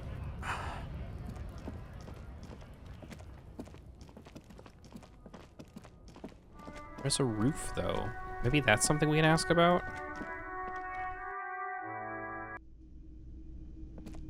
How do you get to the roof? You know something? Can I help you? Oh. Doesn't. Is there anything up here? Oh. Nothing in here. Nothing in there. Knock on the door. I don't necessarily want to do that. I have it an impasse? Maybe. Guys over here. That sugary black rum stain on the counter makes you teary-eyed with joy. It's almost touching how syrupy and sticky it is. How long have you been up already? 2 hours? An hour would have been bad. 2 hours is mystical. You have truly wiped out all trace of yourself if you haven't thought about rum and lemonade yet.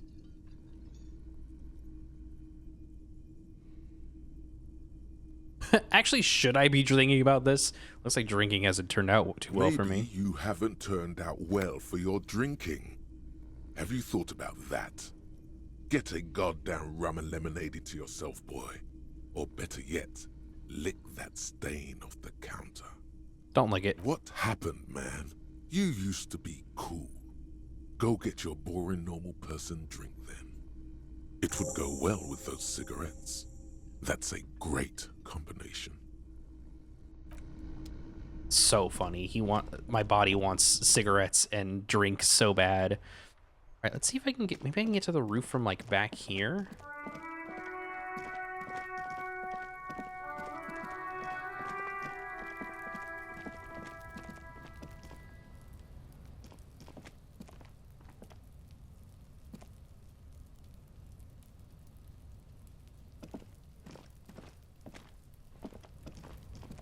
An inconspicuous pile of the roofing material, Eternite. What's this? It's nothing. Someone just left some roofing material slanted against an old shack. Because it's nice and orderly, well-laid pallets, easy on the eyes.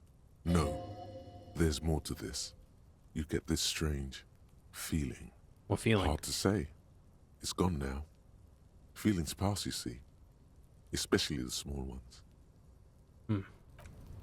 I don't have any levels. Perception would have been good here. Can't get up there. So they're saying I could get up here through here somehow. And there's a roof over here. I don't see how I'm getting to the roof exactly.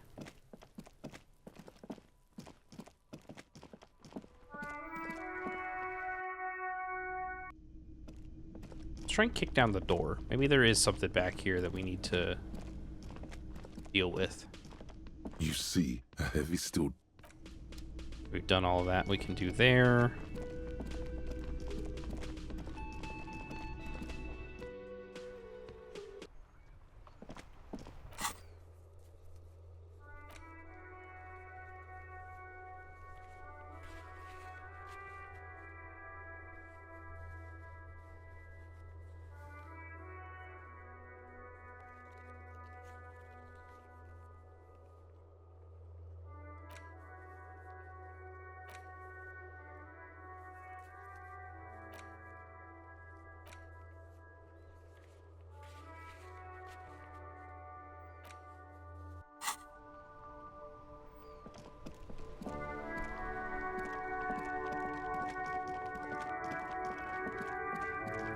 How am I on these? Oh, we're really close on the aces high. That's nice, at least.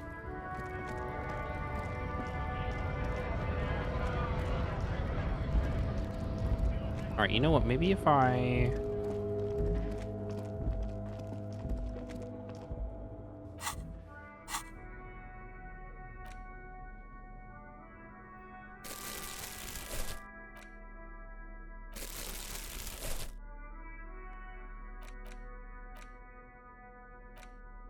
An intricate web of blue lines stretches across the torso of the hanged man, from the right shoulder to the solar plexus.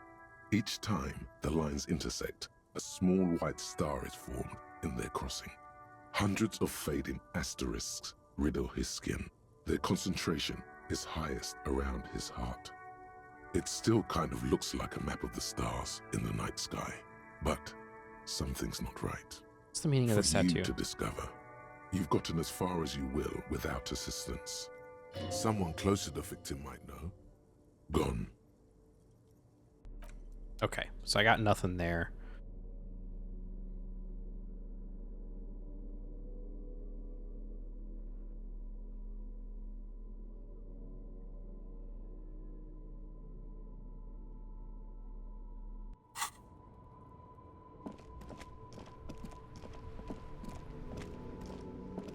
Inside, you see a set of steering levers, a radio microphone, a pull-out toolbox, and the soft glow. A metallic drawer slides out from under the seat. The pry bar feels nice and cold in your hand, heavier than you'd think. Cold and heavy, like truth. You feel like you're reunited with truth once more. Useful for opening all sorts of doors and lids. The handles are long and sleek. Snap, snap, go the cutters in your hand. The pull-out toolbox slides back into its nest.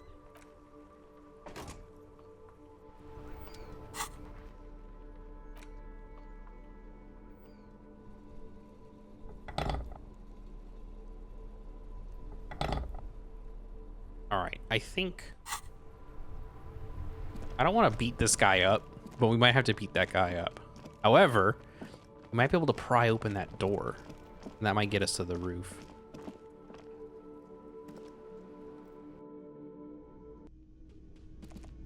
I think the roof is... I think the door is important, personally. You see a heavy... The door does not. Okay.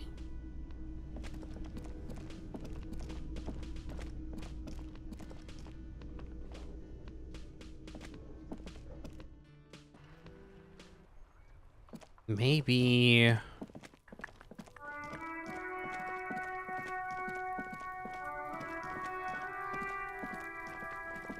Maybe a pry bar here? An inconspicuous pile. Nothing there.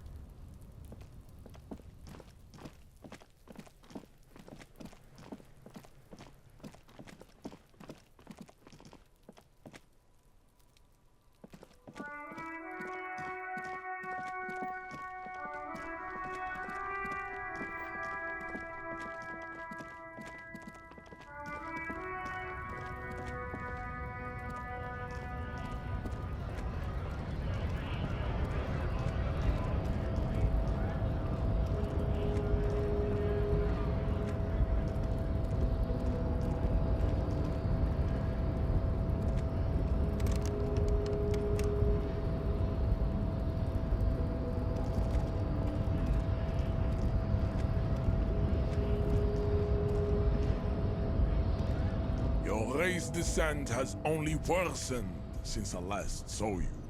You have really let yourself go.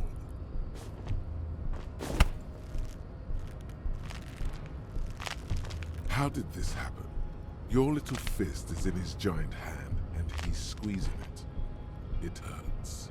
You have a pry bar, man. Hit him with the pry bar. You must be out of your mind, degenerate drunk. Say it.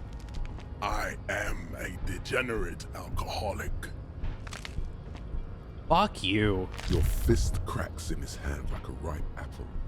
Pain shoots up into your brain as he's twisting it more and more. The words to the song have changed. Say, I am a violent drunk. No, I won't fucking say anything. Your hand twists in his grip and the pain blinds you. Still, you press the words out of your swollen mouth. Good. Now leave before you humiliate your homoerotic organization any further. Ask what kind of races there are first. Classification is core to this stuff. I don't want to measure head. I'm new to this world. Help me understand its races. I need to know what kind of different races are there. I need to, like... Okay, the thing that I think that should have happened was you get him so into talking about the races that you just press the button. He turned away. He wasn't even looking at one point. You just press that button right when he turns around. Relinquish the opportunity to learn advanced race theory. There must be another way to accomplish police work without racecraft. There is no other way to accomplish anything. Racecraft is the only way.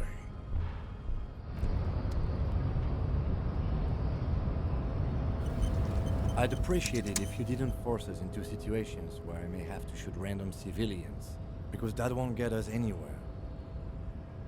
I'm not even sure the one bullet my chamber holds would even prick that Hulk.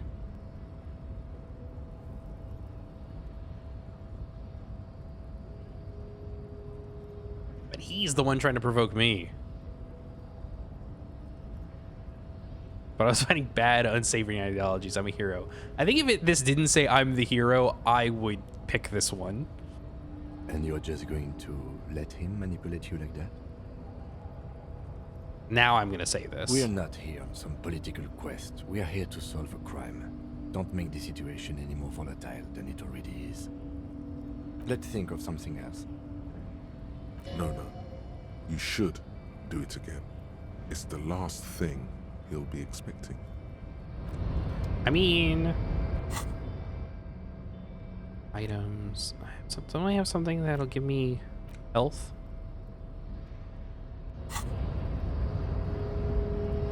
I got 2 charges to get my health back up to 4. Your race descent has only worsened since I last saw you. You have... I don't want to... Yes?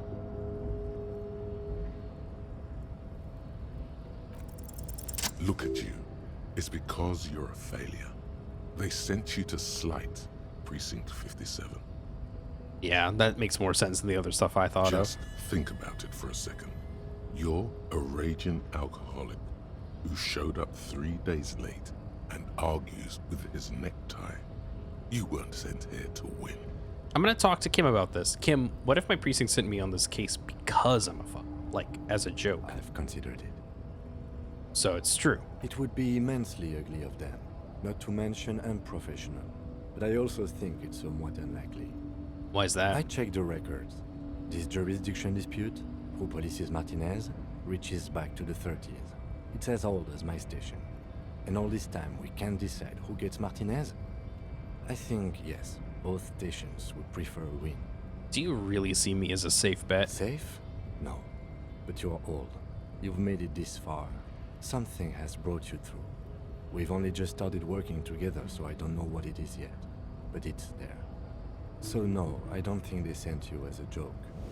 And even if they did, they are in for a surprise. He's right. There are no airtight theories, just paranoia. You've given it some thought. Now let it go. Alright, let's get aces. Aces high. For the rest of the world, the aces high is just a cool Revachol thing, politically neutral. In Revachol, it still holds revolutionary connotations. Also, have you looked at Lieutenant Kitsuragi's clothes? He wears a bomber jacket, just like the ones worn by aerostatic brigades, and those cargo pants could store tools for hotfixing your aerostatic. Maybe you should ask him about this.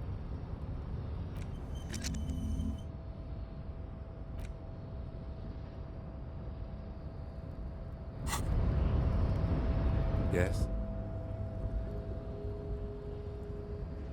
Wait, hold on. What is...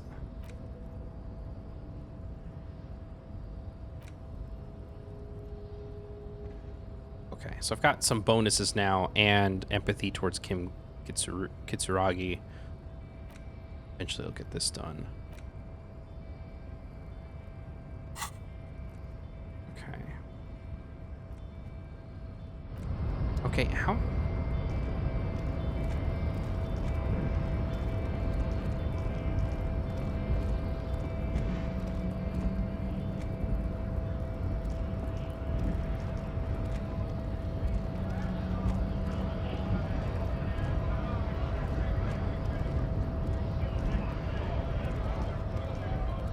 Nice aggression with the native. Don't let the chief fool you next time.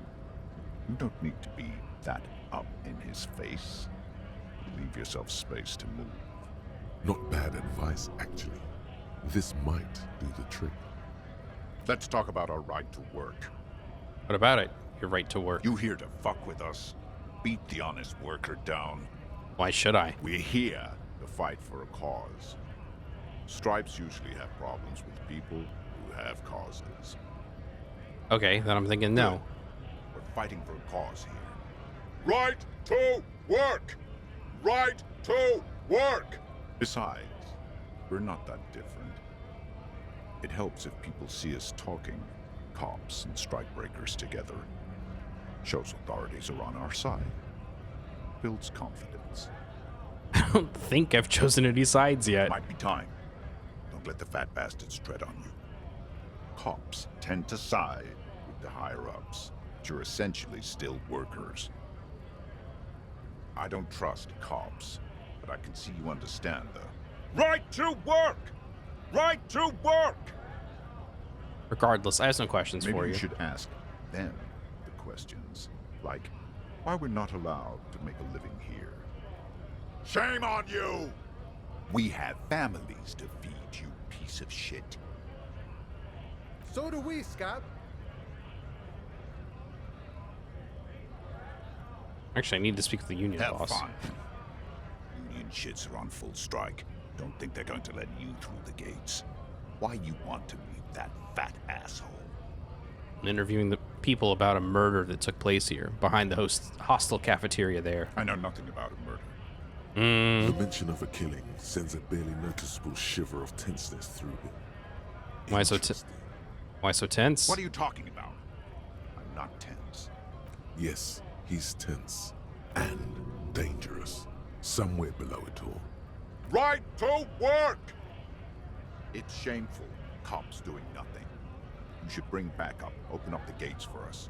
Blockading gainful employment for workers is a crime. This really isn't my area of expertise. We are not picking a side in this just yet, sir. Pity. Let us work! What exactly is your goal here? We were promised work. We'd be in there, working, if the bastards hadn't shut the gates. And you're unable to breach the entrance? Main gate's locked. Would take heavy ordnance to bust it open. Could try to get in through the secretary's office. Door's locked. The guard's blocking the way to the access panel. And I don't mean the scrawny mess punk either. I mean head measurer. Or whatever he is. Consider storming in like all of Why you? don't you go arrest them instead? I'm sure they've done plenty of criminal shit. They have that look. Alright. It would be better for the neighborhood if you went home, at least for now, if you can't get in anyway. No! They will give up eventually. Or get drunk. Leave the button unguarded. Then we charge. No! I'm not a fighter. I'm a worker. Who are all these strike breakers? Honest men and women with rights to work, to be useful, not toys for corporate interests. We came here to help the harbor run smoothly in time of crisis. If union fucks don't want work, they ought to let in those who do want work. I have a question. Why do all these men follow your leadership? You think they follow because I'm big and loud? No. They follow the rules of the market, the rules of the economy, because they were given a job to do! You've been talking to him for quite a while now. Something is off with this guy. Ask him where he's from. Okay, I gotta ask. Where exactly are you from? What's it to you? Routine. Part of the investigation. Am I a suspect? Done no crimes. I only fight for the rights of people. Alright, I already got that. I'm interested in your We're all background. workers, right? Workers stick together. Came from the eminent domain, in Jamrock. Backgrounds in odd jobs, heavy lifting, cargo hauling, bouncer work. I know the drill. Bouncer? Where? Freaking a lot of bars. Maybe it's one I know. Worked at Territorial. Ring a bell? Not right now, but I might have been there. Don't really remember things well. Uh-huh. It was a long time ago.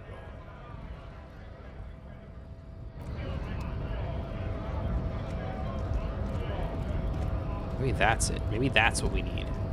We need that little jolt of an idea, not get so close to him. And then...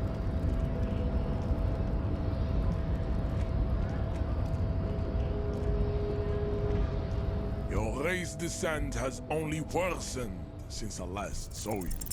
You have Oh, really come let on. yourself go. It has happened again. The Titan has your fist. I locked in have his the hand. crowbar.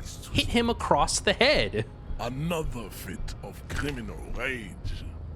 Who are you, in your own words? A cop. Your fist cracks in his hand like a ripe apple. The words to the song have changed. Good. Now go before you enter cardiac arrest. Please, stop doing this. You are making us look bad. God damn it.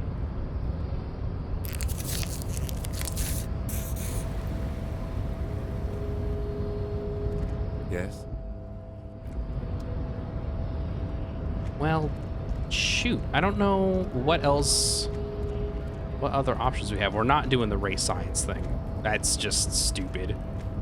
Especially because it's not going down the path that I think is the most effective for what I'm trying to do here.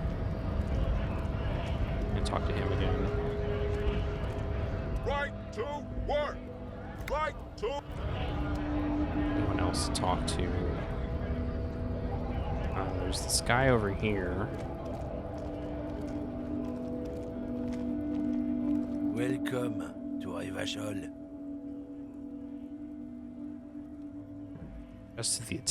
Addressed to the lieutenant. Don't you welcome to Revachol me. My grandfather came here from a 3,000-year-old racist isolationist culture, while your ancestors came to this island a mere 300 years ago. Every school of thought and government has failed in the city, but I love it nonetheless. It belongs to me as much as it belongs to you. Tell him. It's men like you who keep Revachol divided, making it that much harder for everyone to climb out of this post-war limbo. Limbo, what's going on here? Oh, come on, man. I just said welcome to Rivachol. It's a lorry driver thing. I know exactly what you meant. You think my kind doesn't belong here, that I should watch myself and behave. But you see, I'm an officer of the RCM. It's actually my job to make sure you behave. I would advise you to remember that. Silence. The air between them becomes tense. Your partner needs backup. Now's your moment to shine. You do make a cute couple. You know that? The lieutenant exhales and resumes his regular calmness. You sense slight embarrassment for the outburst. Or is it pride? Impossible to tell. Now that that's settled, we have a couple of questions. Whatever you say, officers. What's that argument all about? It's about biological determinism, natural law, the sorting of the races. These people can't stop being racist. Not the most popular topic nowadays, with a coalition in charge and all. You might want to change the topic. That is, bury your head under the sand like common sheep. Change the topic. The way he says it makes it almost sound like a threat. Oh, so you're just a racist. Makes sense. I'm not just racist. Look, I've read books. Huh? The science of racial theory has all been proved, even if some people don't want to accept it. People who've studied these things say that you and me are superior by design.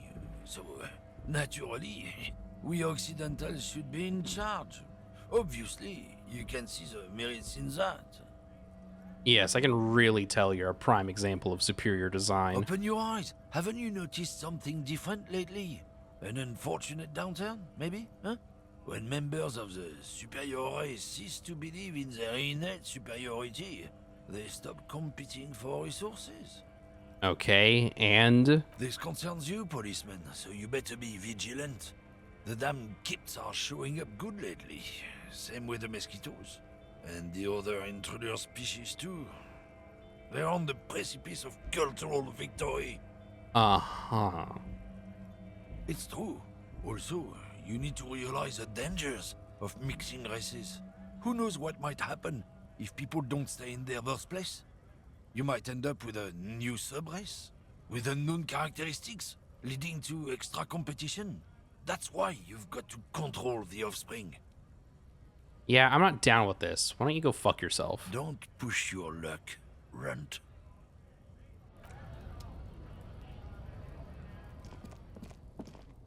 Sucks. Where the hell's my gun? I can go back to this. Talk to this guy again. Hello again, my man.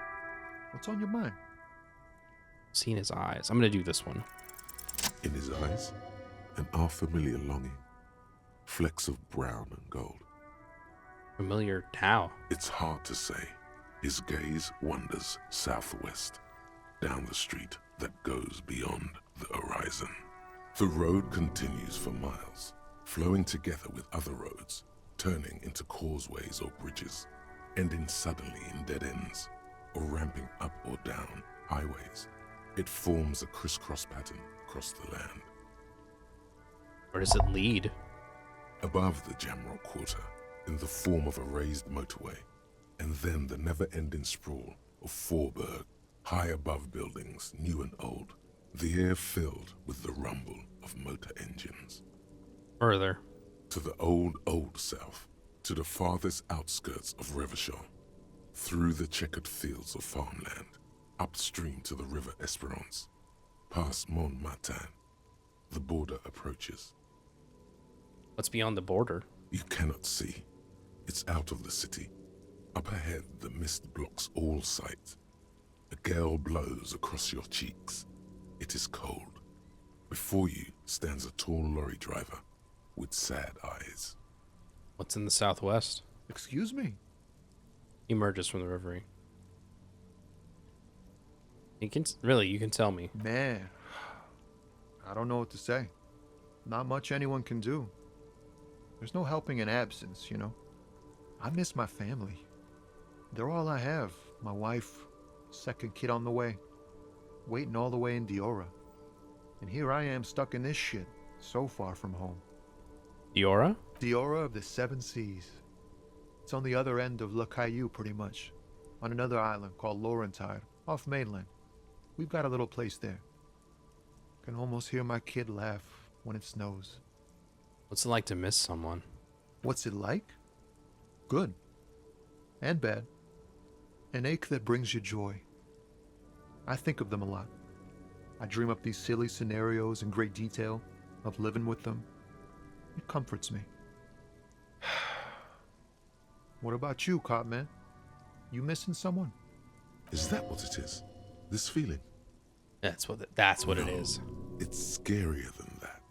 You're pursued by a hunter, smelling of apricots and sorrow, and the past. It's gotta be someone, obviously, because they're talking about ex-wife. In my reptilian brain, that's what I'm thinking of. So, one of my first thoughts in this game is of an ex. It's gotta be a person. I miss someone, but I don't know who it is. I feel for you, my friend. It's bad enough to know who you miss. Missing like that doesn't feel like it has much of an upside. But, thanks for this. It's nice to talk to someone, and I know it wasn't easy to ask. I hope you find your way through your own troubles. That's all for now. Bye. Alright, what the hell do I do now? So I've got options, right?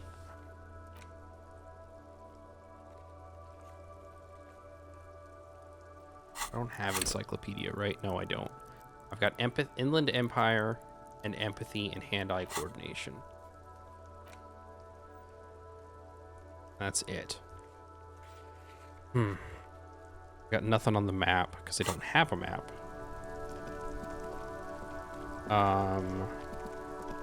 Go back around. Maybe we talk to the kid for a second.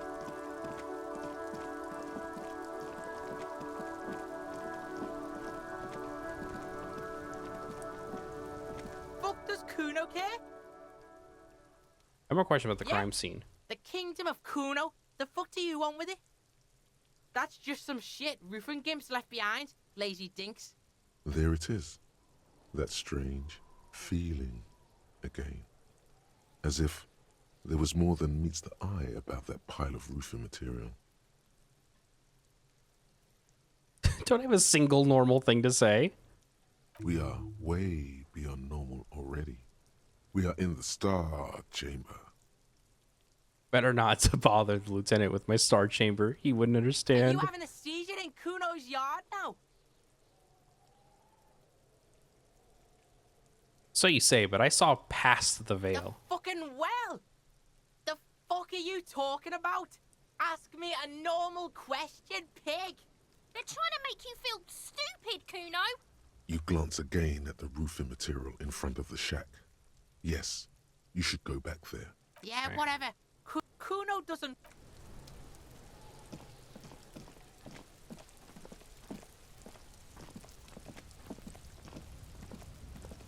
An inconspicuous pile of the roofing material, Eternite.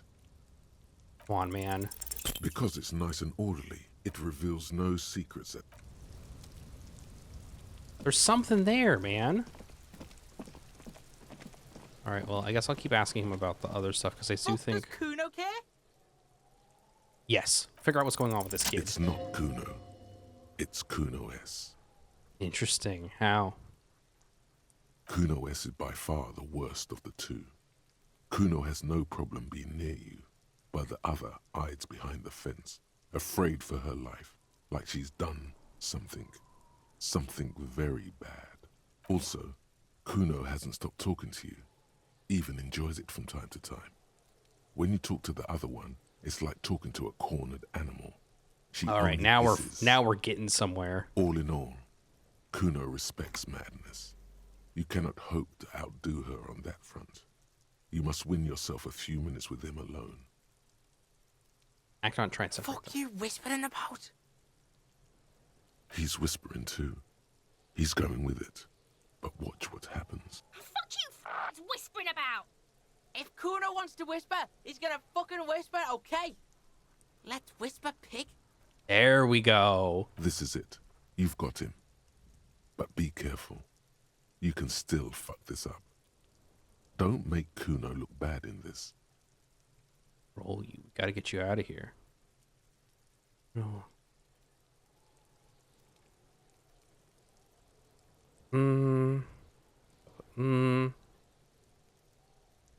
It's okay. The pig's trying to pit us against each other.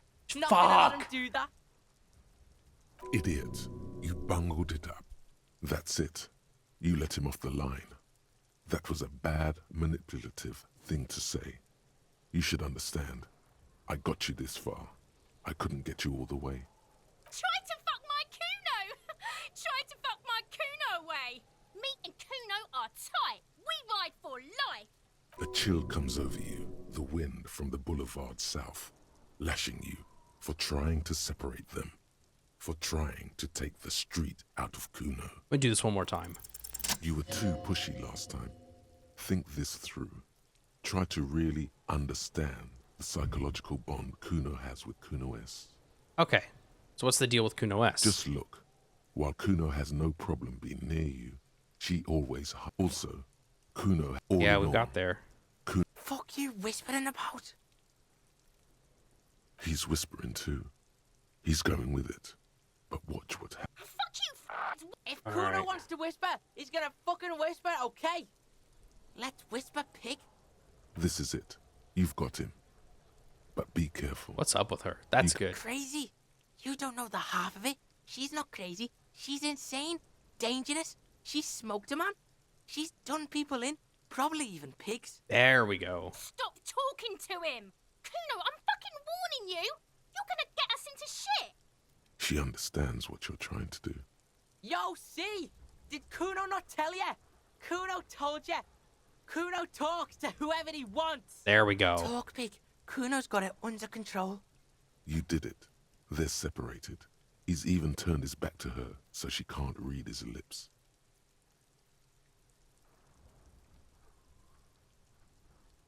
What do you mean she smoked someone? Kuno means she killed someone. That's right. She's a killer. Like, actually a killer. I think she has the gun. I think she probably picked up the gun when I pawned it because she knew I had the gun. If I was waving it around in the cafeteria. Are you getting this? You think I'm fucking telling you a joke here? How hard do you think it is to kill a fat ass? Never mind.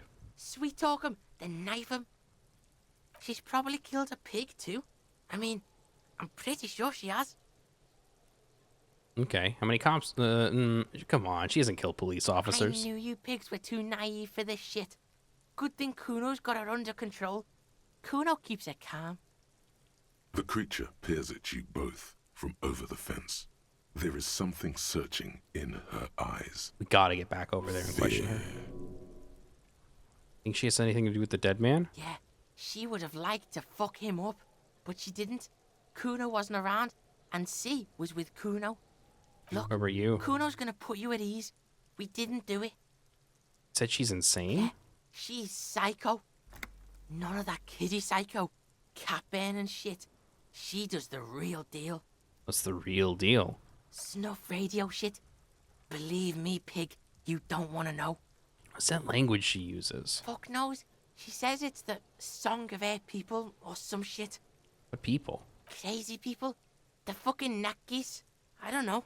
Some things are too awful to dwell on. The Nakis and Runkaris might be some kind of defense mechanism. She your sister? Fuck no, she's not my sister. She's just a stray who got in. Like a mad dog or some shit. Yeah, she was just there. Points to the apartment building behind the fence. What was that, Kuno? She was in the hallway, dripping wet, by the fucking shoe rack, in the dark. That hallway there with the janitor's closet. Yeah, that's the place. She was just balled up near the closet, psycho style. Why was she dripping wet? Kuno's got no fucking idea. Her hair was all wet. I think she pissed on the floor too. She was there for 3 days, in the corner, every time Kuno went out. You said she got in. How? I don't know. Someone left the door open. Kuno comes home and she's sleeping under the desk, under the pile of clothes, like a dog. What about your parents? Kuno's dad doesn't give a shit. Doesn't even see her there. Or thinks it's fucking Kuno. Shit's all on Kuno. Kuno S. Two of a kind. Why's she called Kuno S then? Because she fucking looks like Kuno. You don't know her name? No one knows her name. Kuno told you this shit was psycho killer. How are you dealing with all of this? How's Kuno dealing? Kuno's dealing just fine. He doesn't need you fucking with any of it. C doesn't either. Kuno's got this shit under control. You need backup. I'm here for you. You need professional help. You can't do this alone. Listen. C is Kuno's go-to. Kuno's protecting her. You fuck with C. You fuck with Kuno. You threaten her. You threaten to take her away. This is what it all comes down to. He needs you to take him seriously now. I'm going to kill you. I'll run when you put the cuffs on her, sneak up on you later, and fuck you up. You understand? He may not be able to do it, but he will try. Right now, he believes he will. I can respect that. I can respect that. All right. Now we can do business. Business? Yeah? What do you want? Kuno can hook you up with... Don't hook him up with shit, Kuno. See? Relax. He respects the Kuno. Kuno made him respect the Kuno. You respect the Kuno, you get all kinds of shit. Kuno's gonna get you hooked on illegal narcotics if you run a little errand for the Kuno. Get you hooked, pig. Get his hook in you. Then Kuno gonna get you hooking for more. Cash in big style. Pig hooker. And shit, you can even fuck back in Kuno's kingdom. Kuno saw you sniffing around that fucking pile of Etonite. It's a secret door, okay? Just pull it off and fuck back in there. Alright, I'm off. Maybe this is how we get up there.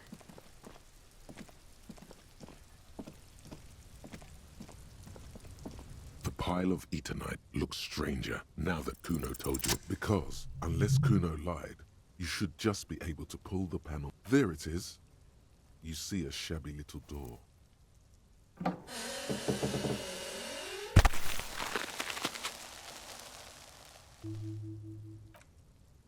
So this is the shack Kuno mentioned. Let's take a look inside there. Now we're talking. Hopefully this gets us where we need to go.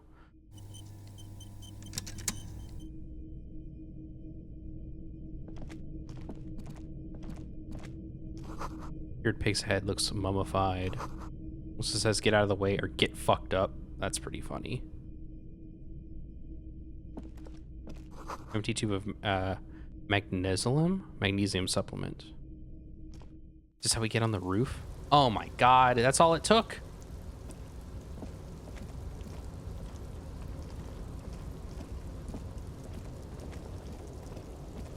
Hold on, real quick.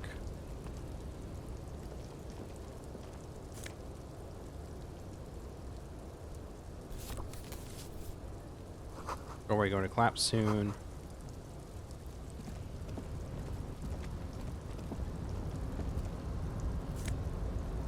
Call. Yeah, now we're talking.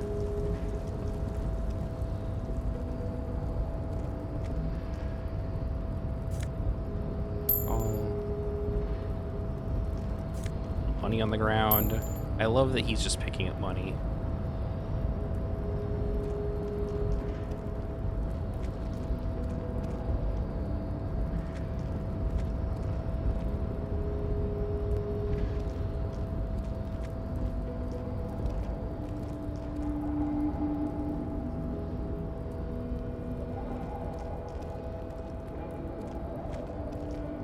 Okay, so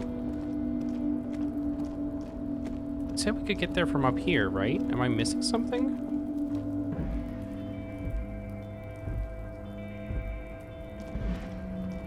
I feel like I'm missing something.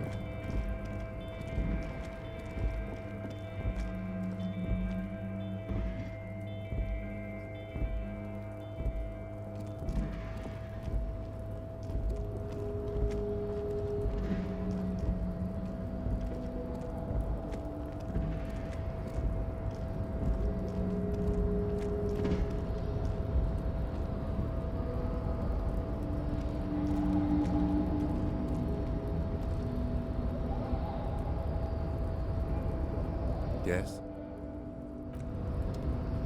Here.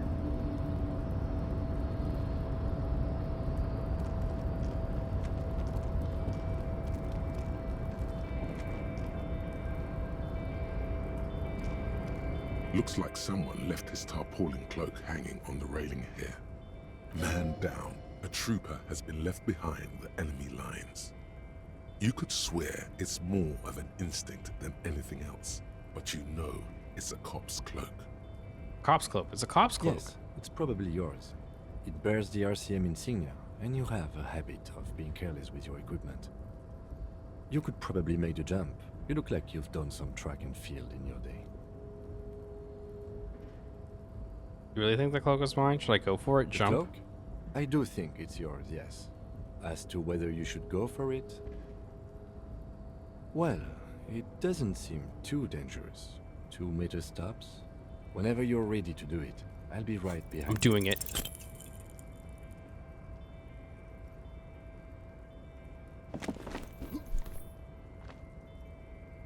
Come on. Nope, no. That's still too high. What were you thinking? You're not a gymnast. You're a boxer. And you've climbed way too high up there. Sure. Just be careful, okay?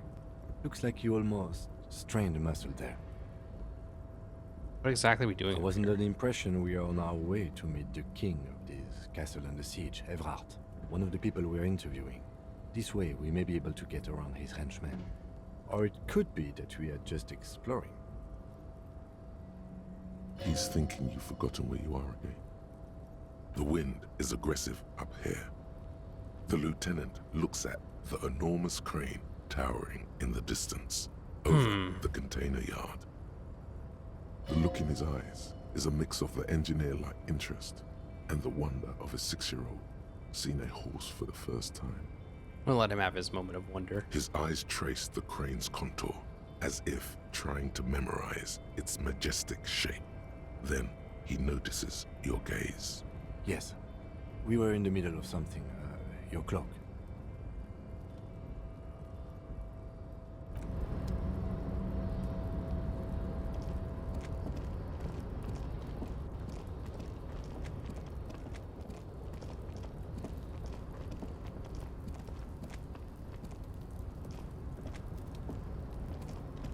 Is that it? Is that all I can do? All of this just to be like, nah, you actually can't make that jump.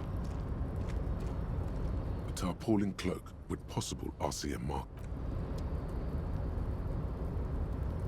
A jump that's like easy to make too. Like, it's nothing.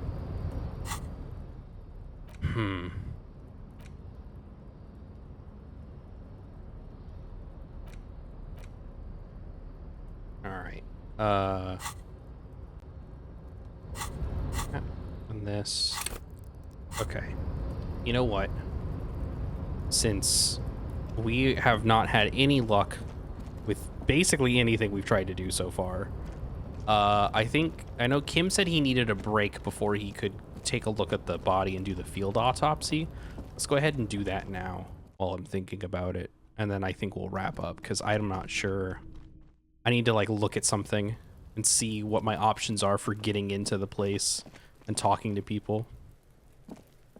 The rotting man lies on his side with his eyes looking straight through you. The belt is still around his neck. His body is supine and open to intrusion by autopsy.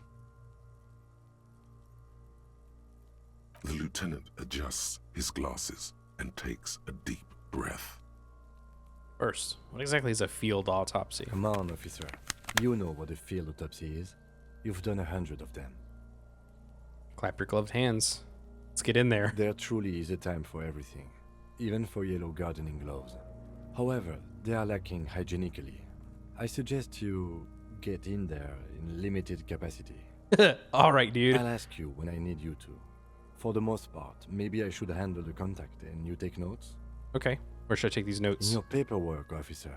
Just fill out the field autopsy form. You're not going to believe this. I think I've lost my paperwork. Now they only have one paperwork too. Officer, what haven't you lost?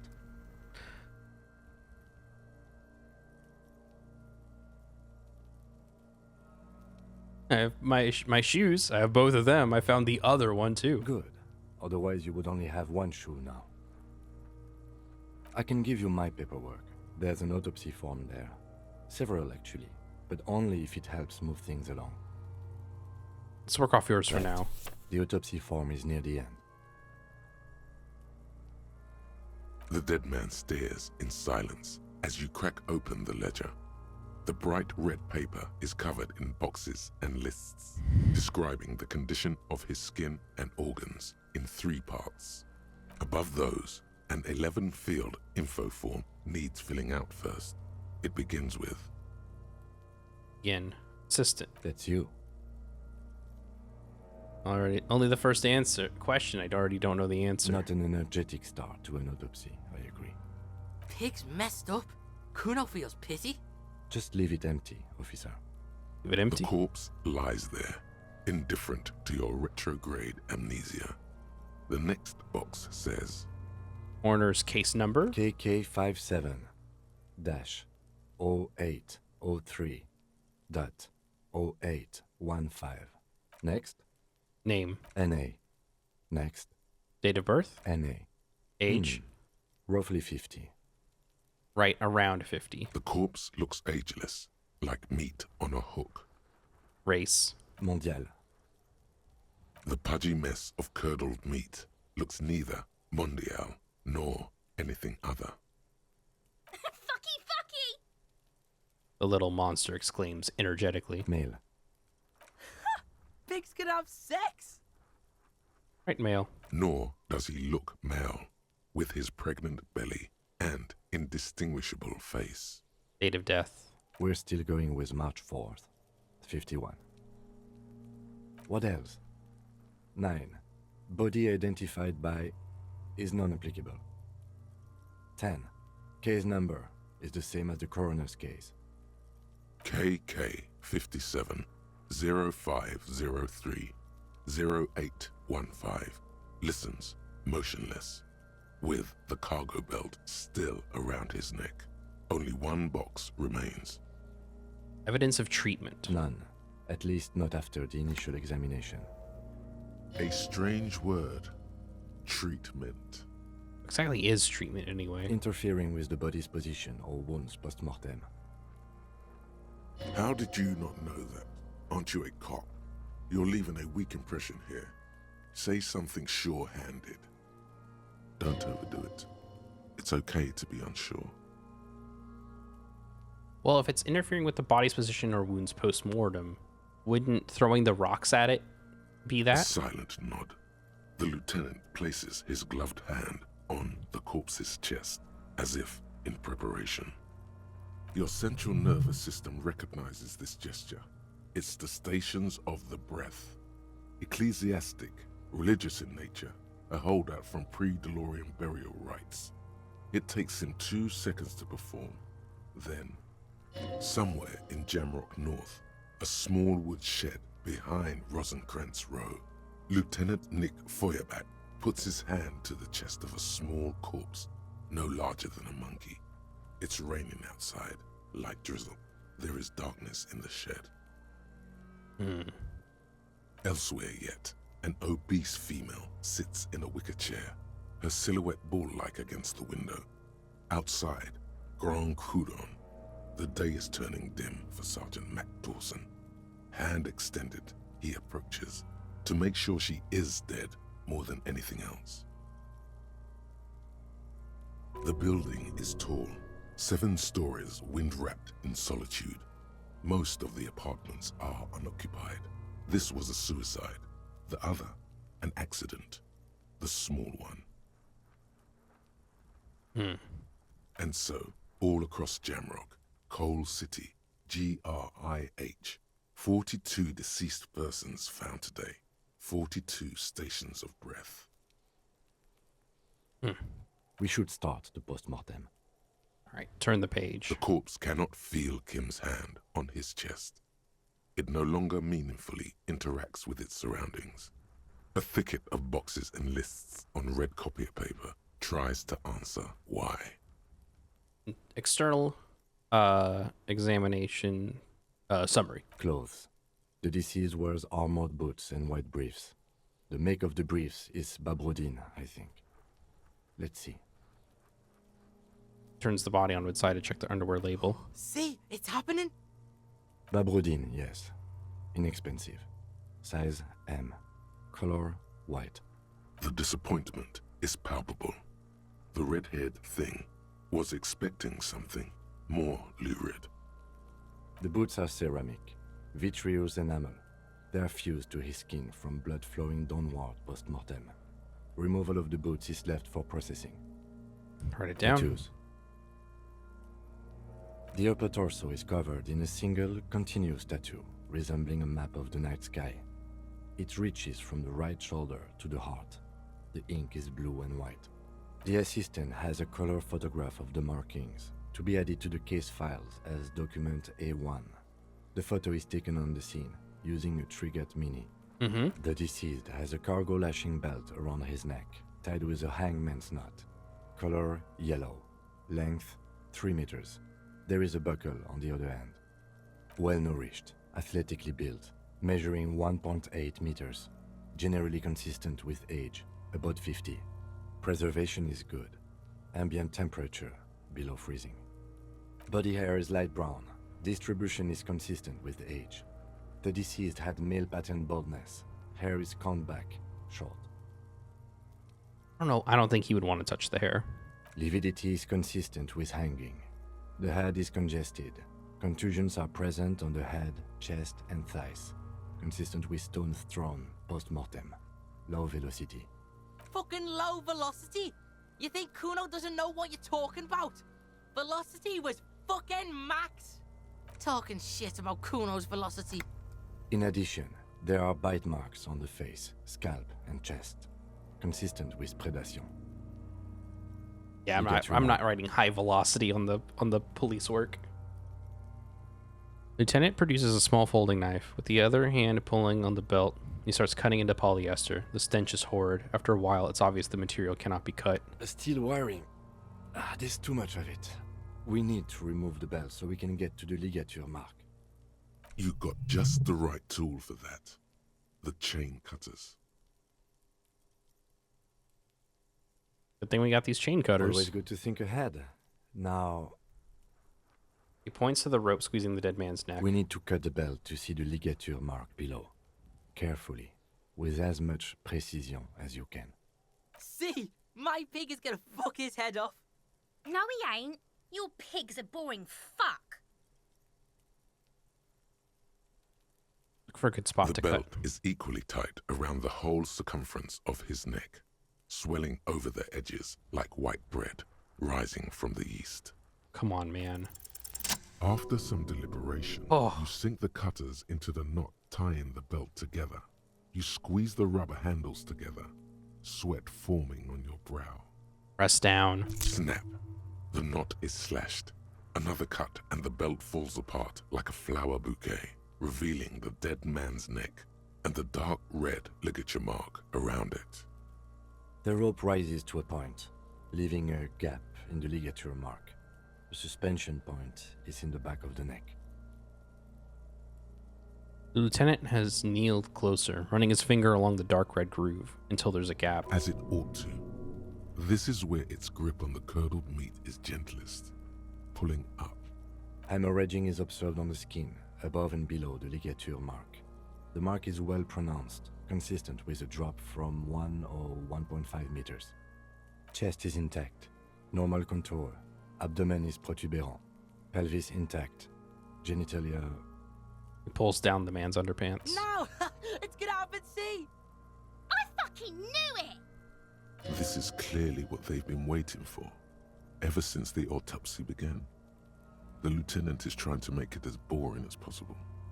Genitalia is male and unremarkable. No evidence of injury. Yeah, I'm just going to write it down and move on. I don't want to give them the satisfaction. Back is symmetrical and intact. Upper and lower extremities are intact, but asymmetrical. There are combat injuries on the right hand, thigh, and hip. Bullets have bitten little pieces out of him. It must have been excruciating, especially the hip. Before you is a temple of pain that knew little tenderness in life. In addition, I see smaller, residual scars, too numerous to count, covering about 30% of his skin. It's the body of a soldier, a mercenary. Mm-hmm. We have a real museum here. Of battles, wars. I'll write it down. Last item. Hands. Well, the lieutenant Hands marked are alone. clean. No sign of a recent struggle. Were we expecting any? I was. Maybe I'm just not seeing them. Honestly, this stench is making it hard for me to think at the moment. Working so close to the fumes coming from the corpse must be hard. You realize suddenly that the lieutenant has been barely keeping it together these past 2 items. Write it down. That's all for the external. Well done. What next? Internal examination. Central nervous system. I have nothing. Do you have anything on this man's central nervous system? You don't even have a joke. Musculoskeletal. Purge fluid is coming from the mouth. Not injury related. Eyes and tongue protuberant. Hyoid bone. Let's see. With his eyes almost closed, the lieutenant puts his hand on the dead man's throat and begins to massage it, gently. A rotting smell erupts from the mouth. Purge fluid runs down his lips, black and viscous. Yeah, jack that fucker off! The hyoid bone is fractured. The rest of the musculoskeletal system is intact. Unremarkable. Respiratory system. Back hunched, as if in prayer, he begins to pry open the dead man's jaws. He stops to exert more force. Both hands are used. Oral cavity shows no lesions. The victim has received dental implants, possibly after a combat wound. Mouth swollen. Hemorrhaging present in mucosa of the lips and mouth.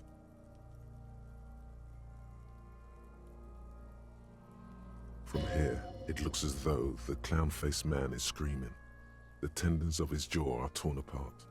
Hyoid ripped from the force of the lieutenant's hands. Look inside. No scream, no sigh of relief rises from the darkness inside. It's humid there. Sickly sweet air, unlike anything living. You feel like you're about to throw up again, straight in that mouth of his. No, you don't. You can keep it in. You can keep anything in. Deeper inside. You managed to suppress the contractions trying to enter your stomach. All it takes is concentration. Through it, you see nothing but darkness. More meat and darkness. There are ancient mysteries down there, Kobo. Ask me later. Okay. Hemorrhaging present in mucus. Lieutenant repeats impatiently. Let's go of the jaws. The mouth snaps shut before you. Hepatobiliary. NA. Do we have anything? Are you a hepatobiliary expert?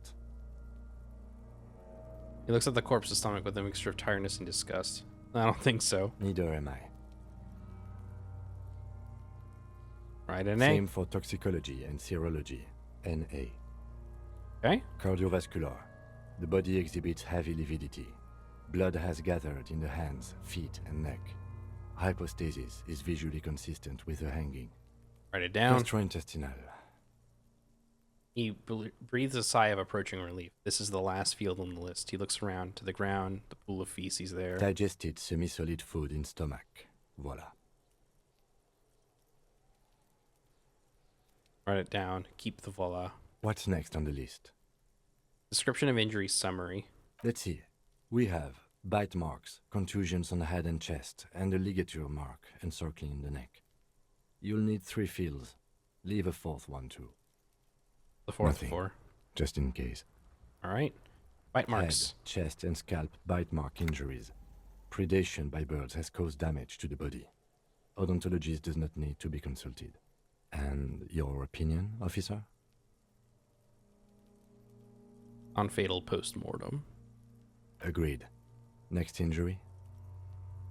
Contusions. So, the scalp bleeds from a post-mortem head injury, a stone. The injury does not have the rim of an early inflammatory response. The perpetrator on the scene has confessed to causing it post-mortem. At maximum velocity, fucko! Has confessed to causing it at maximum velocity. The lieutenant's admission has caused great gratitude in Kuna. He is silent with it. Coagulated blood sticks to his scalp and chest, where the countless stones have hit the dead man. Beneath, the description of injury. 2 boxes.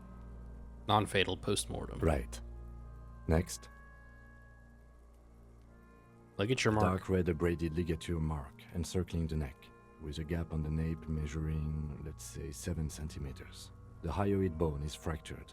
The cervical column intact. I see hemorrhaging on the skin, above and below the ligature mark. Depth of the mark, 1 centimeter. No signs of clawing on the neck. Below the note, 2 customary boxes wait to be ticked. The man's head jerks to the side. The ring around his neck is visible. And a safe fatal injury. That's it. We have established cause of death. It's not much, and it leaves much to be questioned. But it's a start. Let's wrap this up. I pronounce this field autopsy over. How did it go? Well, we established probable cause of death. Some would say that's the goal of an autopsy. What else? We were thorough with the list of injuries, too. We described them all in detail. What is there to say? Given the circumstances, it was a professional field autopsy. Oh yeah, well done, Master Detective. Maybe a drink is in order? Man, it's really nagging at you, huh? Now we put him in a body bag and I drive him to Forborg for processing. The lieutenant looks at the dead man one more time, then at his notebook, then at the corpse again. He's thinking, did I miss something? Tell me something, dead man. Shoot, Looney Rooney. With the autopsy, you said you have ancient mysteries. Oh yes, Kobo mi Lobo. In the gift horse's mouth. Tracts and wakes and waterways. Ancient materials buried. Yeah, but to where? Just a small gulp away. My beloved Kobo. A small gulp away. Enough. Come back later, Kobo. Amuse yourself with my frank manners and my memento mori features. If possible, also, see me in your dreams. Let's try it one more time. You run your hands over the victim's cold body, his limbs, his torso with its swollen organs. Maybe you should be more thorough. Under his fingernails, I can't. His fingernails have turned dark. They're chipped and quite long. There is dirt under them. That's all. Do you think we missed something? You can't shake the feeling that there are more secrets concealed in the flesh before you. I got a gut feeling there's more to this corpse. Okay, well, we are in livor mortis here. He is disintegrating. We need to refrigerate the body if we want to conduct another examination, and we need to do it fast. Okay, where do we find a fridge for the It body? would have to be industrial in size. Let's start by asking Gart at the Whirling in Rags and the Fritz store down at the gates. If they don't know, but only if all else fails. All right. Fuck are you looking at, Beano man? You want a piece of the Kuno? Wanna get fucked? Only if all else fails. Let's hurry then. This is one task we cannot sideline. With every hour, whatever we are looking for will become harder to find. The man is decomposed. The lieutenant adjusts his glasses and takes a deep breath.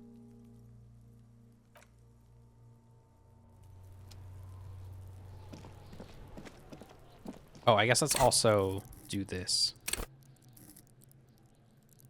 Can I?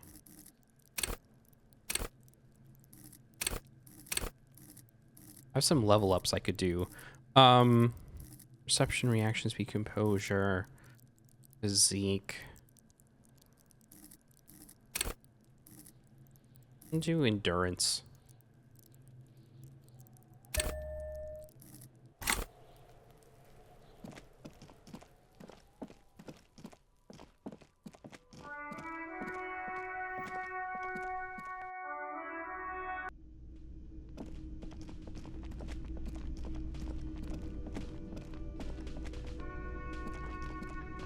Can I help you? I seem to be in need of a fridge. Yes, yes. For the dead body. You want to put a dead corpse into my fridge, right? No. You're lying. You're not putting a dead body into my fridge. Why? Because this is a culinary establishment, not a morgue. I can't believe you even asked me. It would only be for... Lieutenant, you too? You're asking too? No. The answer is no. I will not turn this place into some kind of macabre circus. Wow. Turned the lieutenant off like he was a busted old radio.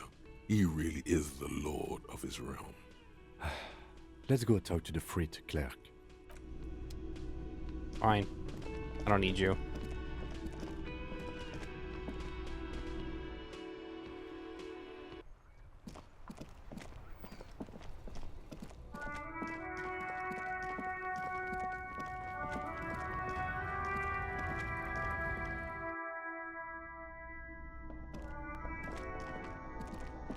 Is this about the questions again? Because I don't really know anything. Does Frin have a warehouse in the back of the whirling rags? A warehouse? I don't know. Maybe. I don't really care what Frit does. Give me something to work with here. She looks up from under her brow. Fine. Frit doesn't have a warehouse. Just a little back room here. Okay? You have a fridge? Mm-hmm. Right behind you. I need to store a corpse there. You're joking, right? Never mind. It would never fit. Yeah, super funny. Now it's Kuno. Should have just asked him first, huh? Wait, what do I have? What items do I have? Oh, it's because I was given and then was made to give up the notebook of Kim's. Okay.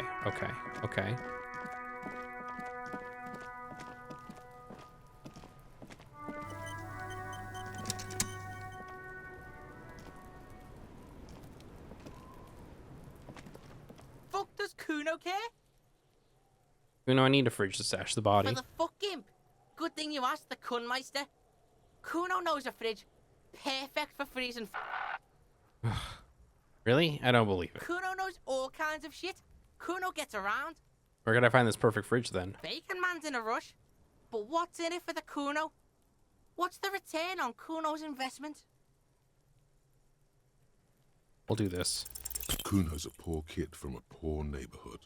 Say your job is on the line. He'll sympathize. Am I sure about this? This sounds kind of weak. No, it's not weakness. It's sincere. Do not confuse sincerity with weakness. Say it. Trust me. The fuck are you doing right now? The fuck is this shit? Yeah, I knew this was gonna work. Don't pay attention to him. Just keep telling your sad story. I've lost everything, Kuno. My memory, my money, even my name. I can't lose my job too. Please help me. It's not that dramatic. We can just send the body to processing. God damn it, Kim. Kuno's never seen anything so lame. Listen, pig. If you were Kuno, the fuck would you care?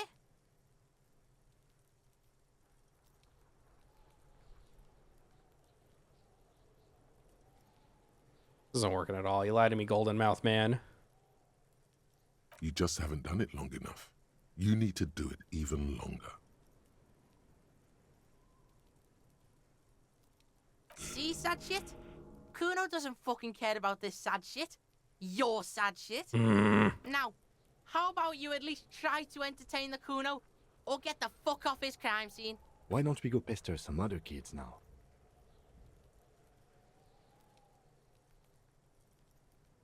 Yeah, did you fucking there? What's with the pig Oh, head? that? Kuno decapitates pigs. That's just a Kuno demo tape. Gonna send me a message.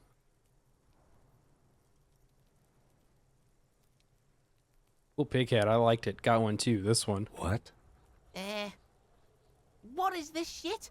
Fucking on yourself. This is weird level shit.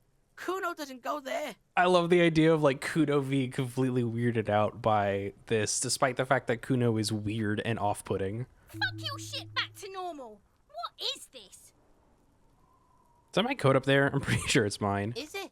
You got pretty fucked. Kuno's surprised you've still got your head after all that. After all, what? Don't sweat it, drunk pig. Kuno will keep your nasty secrets. Kuno's not snitching. He's saying you climbed up there. He probably saw you do it. Can I get into the harbor with the from the Of course roof? you fucking can. How do you think Kuno made all the docky boys his gimps? Just gotta fly, pig. And tried that. It didn't go so well. Kuno knows. Kuno and C saw you shit yourself. It's okay, pig. Not everyone can face the fear Kuno style. That's all there is to it then. Don't be a pansy. Just jump. Genuinely, all you have to do It's is a jump. vitamin, pig. Don't you know anything? So you just pointed this on, asked what it You was. could use some. Magnesium, right? Yeah, it's the mag. You fucking need that shit to stay on top of your game. Kuno goes through like a tube a day. rips mag like a motherfucker, and you could use a bottle. Oh, don't teach him, Kuno. He's gonna use it against you, Kuno. Come on, it's just magnesium. Don't mystify it. You're not getting this, Pig. It completely takes away the hangover. It's like you didn't do anything. Like you stayed home playing with your choo-choo. He looks at you, eyes bulging. Fuck you, Pig. Don't do mag. You're gonna OD and you're gonna fucking die. I've heard enough of Good this. call, Pigmeister. Don't come and talk to Kuno about his kingdom. Kuno doesn't fucking care. All right, maybe we can try going for the thing one more time. Now that we've got worked up. Oh man, hold on. Was there something else in there? Bone yellow powder. Be still, my beating heart. It's amphetamine. Sweet amphetamine. The lieutenant isn't studying the powder in the mirror. He's studying you. Someone's taking narcotics here. Perhaps the police should interfere? Perhaps not. This is below our pay grade, detective. However... He points to the ladder in the but corner. that there was an interesting find. An alternative path into the harbor that the kid uses. Well done.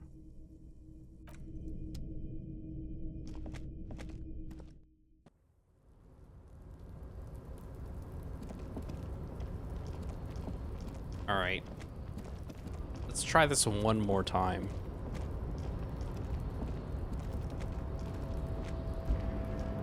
A tarpaulin cloak with possible RCM markings is still caught on the railing. Oh my god.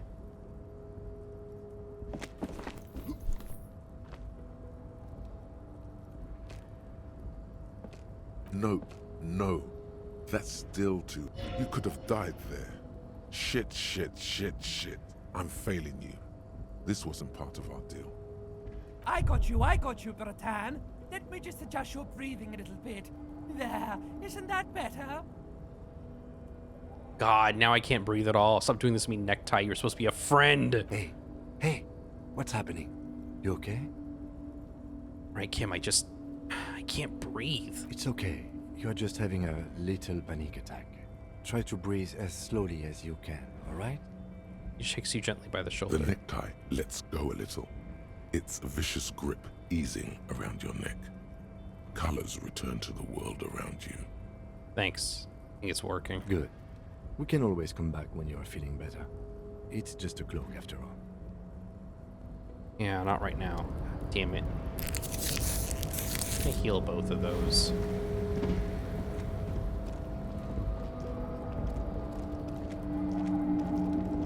Alright, well I guess we better pack up the body. I don't know what else we're gonna do here. We don't have a fridge. Kuno's not telling us anything. Kuno's not telling us shit. We did make him off-put by, whatever. The man is The lieutenant adjusts his glasses and takes a deep breath. Let's bag him. If you think so, officer, I'm not going to object. I need a little help for carrying him to the holding pen of my kinema. I'll take it from there. Then what? It's too late to take him into processing today. I'll take him first thing tomorrow. Alright, bag it up, boys.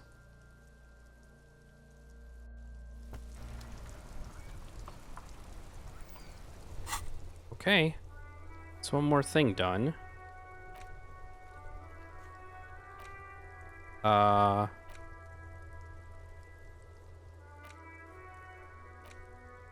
the representative of the logistics company who owns the harbor and ask her about the murder. She should be around here somewhere. She should be around here somewhere. Okay. That's a little helpful. I'll try a...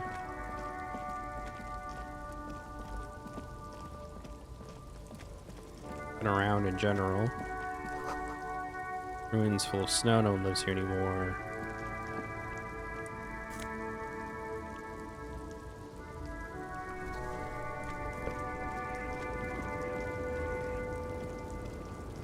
The small, wrinkled woman does not greet you. She nods along to something on her radio. A photograph is clutched in her hands, and there is a warm smile on her face. It's the warmth of a winter night's fire. Maybe she could give you comfort and shelter, some cigarettes, and food money. Maybe she's your... Excuse me, ma'am. I'd like to ask some questions. No response. Wherever this woman is, your words fail to reach her. It's a little rude, but I'll do the snap. Wait. She's just a distracted old woman. Better to leave her alone. Why? Why? I just told you why. Say so.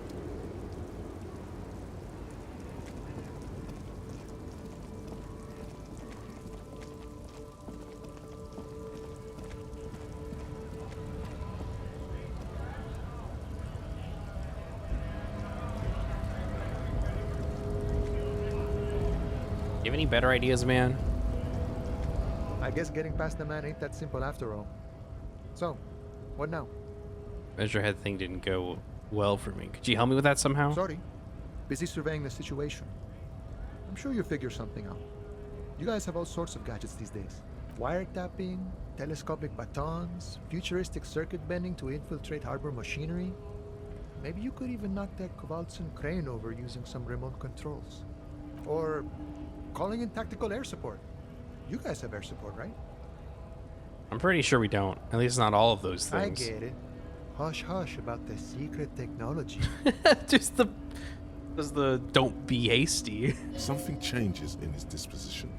A merciful smile in the corner of his eye. All right, I may have some advice for you on how to deal with Jean-Luc there, out of solidarity to the RCM.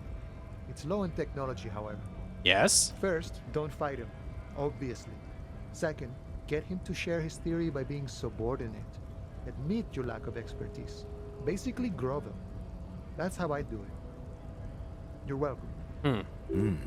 Maybe that would work. We'll have to see.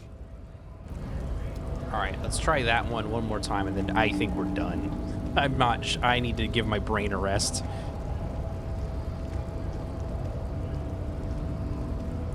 I have the wire cutters and... Your race descent has only worsened since I last saw you. You have really let yourself go. Oh, don't. There must be some friction there. He's keeping it well hidden. You're telling yourself that. Mr. Claire is a man of vision and means. Okay, Also, we already get this. To serve is noble. It takes Communist, communism is cool, individual. Your petulant individualism has only contributed to your race failure. It is lax and moronic. Of course you are, Revacholian man. The failure of communism to challenge the world order is the core of your race fate. All around you, the fruits of its defeat. Individualism, rock and roll music, sexually transmitted disease. Above all, rampant multinational finance still reigning large. Tell me, where have you gotten your love of pathetic communism from? Degenerate youth culture? Rock and roll music? It's true. I'm a rock and roll star and a rebel. Rock and roll is moribund. Only Koikos listen to it anymore. There is no life left in it.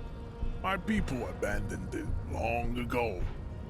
It leads only to neurodegenerative herpes and heroin overdoses. I am not surprised you enjoy it so much. This has happened to many of the side products of the inevitable cultural victory of the Seminoles race. The South Island, we are the future. I am a descendant. No. He would be appreciative if you did not further chase. I'm from... You have heard enough about... okay, hold on. There must be some friction there. Telling yourself that. Also, to serve is not... I mean, it's pretty cool. Idiotic communism is above Okay, we heard all this. Rampant multinational... Of course it does. You are a degenerate. Okay, we heard I am this. not surprised. Okay, let's try what this. What you need is to come to terms with extinction and never getting into this harbor. No. There must be some friction there. He's keep. Mr. Claire is a jam. Stop explaining yourself. No one. I am not surprised you. Meshhead stoically looks to the distance. There must be some. Mr. Claire also. He looks toward the harbor, motionless.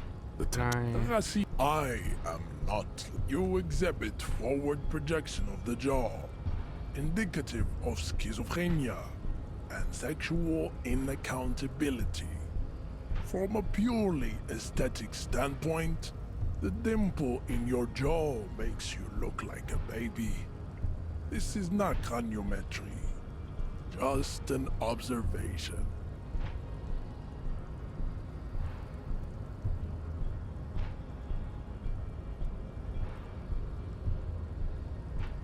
What else? It is impossible to see any more of your bone structure. It is covered in the ravages of Al-Ghul. From what remain of your features, I can see fleshy lips, baldness of the head, and long arms relative to lower limbs. This leads me to conclude you are not a police officer. You are a common criminal, an offspring of murderers and sailors from Sur-la-Clé and Vesper, and possibly even the degenerate sheep herders of Ubi. Interesting. Don't know my ancestors were Sur-la-Clé and other Vesper. Your racial heritage is uninteresting. It is the same as all Rivasholians. Your parents and their parents made the decision to reproduce while under the influence of Al-Ghul. That is the only reason you are here. He's right there. It's Oh almost my God. impossible to get it up. Rassi, I am not like them. Correct. Racists, I am. You exhibit forward. You do not wish to be judged because you are a racist. I am not like you exhibit What else? It is this your race. He's right there. It's almost I think this racist is better than the last, but the next racist will be the really good one. There always is. Race is reality. I think this... That is understandable. The previous racist was probably an Occidental and did not prove a real adversary. These cops are just jealous, Jean-Luc.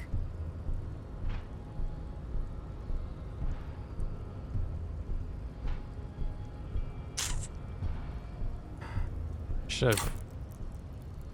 Yeah, I guess I should have done physical instrument instead of whatever.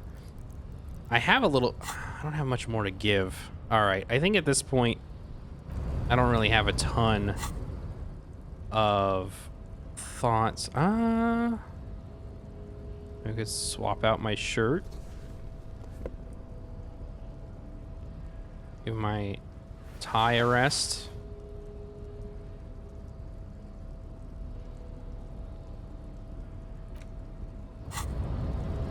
Your race descent has only worsened since... Okay, well... Okay, so... this gives me... physical instrument. +1. I'll put my stuff back normal style. I'm not sure what we do here. I'm gonna have to think on it for a little bit and then get back to this. I gotta give my brain a break, that's for sure. Do I have... Wait. Did my thought go through yet? We're really close on my thought. 44 minutes. left on my lonesome long way home thought, and then maybe we can get moving here. But other than that, like I'm a little bit at a loss here. I might be just missing something, someone to talk to. There's Kim, there's the girls, there's that. I got nothing. We're gonna take a break. We'll get back to Disco Elysium at some point, but for now, I gotta give my brain a break. I will see you all next time. Bye, everybody.